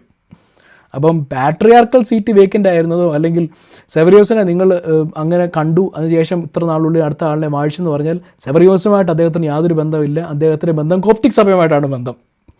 അപ്പോൾ അതൊരിക്കലും സെവറിയോസിൻ്റെ സഭയുടെ പിന്തുടർച്ചയാവുകയില്ല. ഇതാണ് മേജർ പോയിന്റ്. അപ്പം ഇതിനകത്ത് നിങ്ങൾക്ക് ഉത്തരം കണ്ടെത്തണമെങ്കിൽ ഒരൊറ്റ വഴിയേ ഉള്ളൂ. ഈ യാക്കോബ് ബുർദ്വാനെ വാഴിച്ച കൂട്ടത്തിൽ ഈ ഒരു അന്ത്യോക്യ മെത്രാൻ ഉണ്ടായിരിക്കണം. അങ്ങനൊരു മെത്രാൻ ഇല്ല, പ്രൈമറി എവിഡൻസിലില്ല. കൂട്ടിച്ചേർത്ത എവിഡൻസ് കൊണ്ടുവന്നാൽ ഞങ്ങൾ സ്വീകരിക്കില്ല. മനസ്സിലായോ? അതുപോലെ തന്നെ യാക്കോബ് ബുർദ്വാന പിന്നീട് വാഴിച്ച സഭയിൽ, യാക്കോബ് ബുർദ്വാന പണിത സഭയിൽ, യാക്കോബ് ബുർദ്വാന ഉണ്ടാക്കിയ സഭയിൽ, യാക്കോബായ സഭയിൽ ഒരു അന്ത്യോക്യ മെത്രാനും അതിൻ്റെ ഭാഗമായിരുന്നില്ല. അപ്പോൾ അങ്ങനെ പിന്നീട് ഇദ്ദേഹം ഓൾറെഡി വാഴിക്കപ്പെട്ടു. പിന്നീട് ഇദ്ദേഹം കുറേ മെത്രന്മാരെ വാഴിച്ചു. അങ്ങനെ സഭയുണ്ടാക്കി തട്ടിക്കൂട്ടി.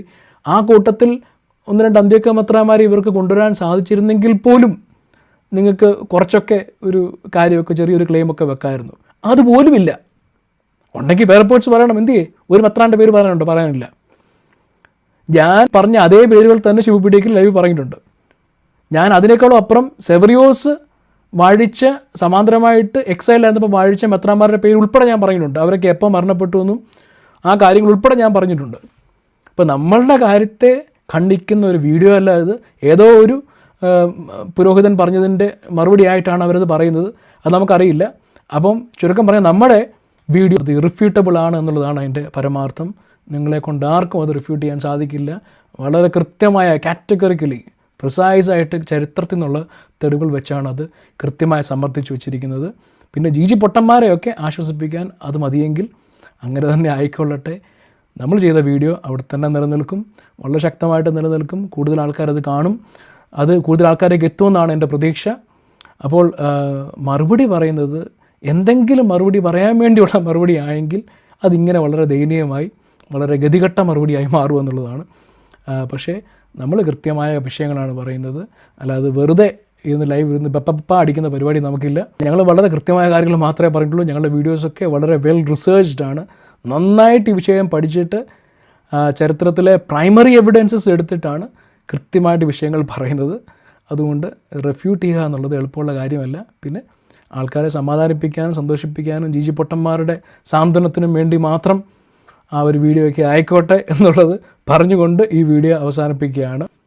ഈ ലൈവിനിടെ ഷിബു പിടിക്കൽ പറയുന്ന മറ്റൊരു കാര്യം കൂടിയുണ്ട്. അതായത് ജി പൊട്ടന്മാരിൽ വളരെ പ്രമുഖനായിട്ടുള്ള അമേരിക്ക എന്നൊരു വ്യക്തിയുണ്ട്, വൺ മിസ്റ്റർ ചെറിയാൻ. ഞങ്ങൾ പുള്ളിയെ ചെറിയാച്ചൻ എന്നാണ് വിളിക്കുന്നത്. പ്രായമുള്ളൊരു വ്യക്തിയാണ്. അദ്ദേഹത്തെ കൊണ്ട് ഈ ഷിബു പിടിക്കൽ നമ്മുടെ കത്തോലിക്ക ഒരു ബിഷപ്പിനെ വിളിച്ച് ചോദിച്ചു, ഇങ്ങനെയൊക്കെ കത്തോലിക്കര് വീഡിയോ ഒക്കെ ചെയ്യുന്നുണ്ട്, ഇത് നിങ്ങൾ സഭാപരമായിട്ട് നിങ്ങൾ അംഗീകരിക്കുന്ന ഒരു കാര്യമാണോ, അത്തരത്തിലുള്ള നിലപാട് നിങ്ങൾക്കുണ്ടെന്നൊക്കെ ചോദിച്ചെന്ന്. അത് അദ്ദേഹം നിരാകരിച്ചു എന്നൊക്കെ പറഞ്ഞുകൊണ്ട് ഇദ്ദേഹം ലൈവ് പറയുന്നുണ്ട്. കഷ്ടം എന്നല്ലാതെ എന്ത് പറയാൻ, അല്പം ഉളുപ്പ്. എന്തൊരു കഷ്ടമാണ്.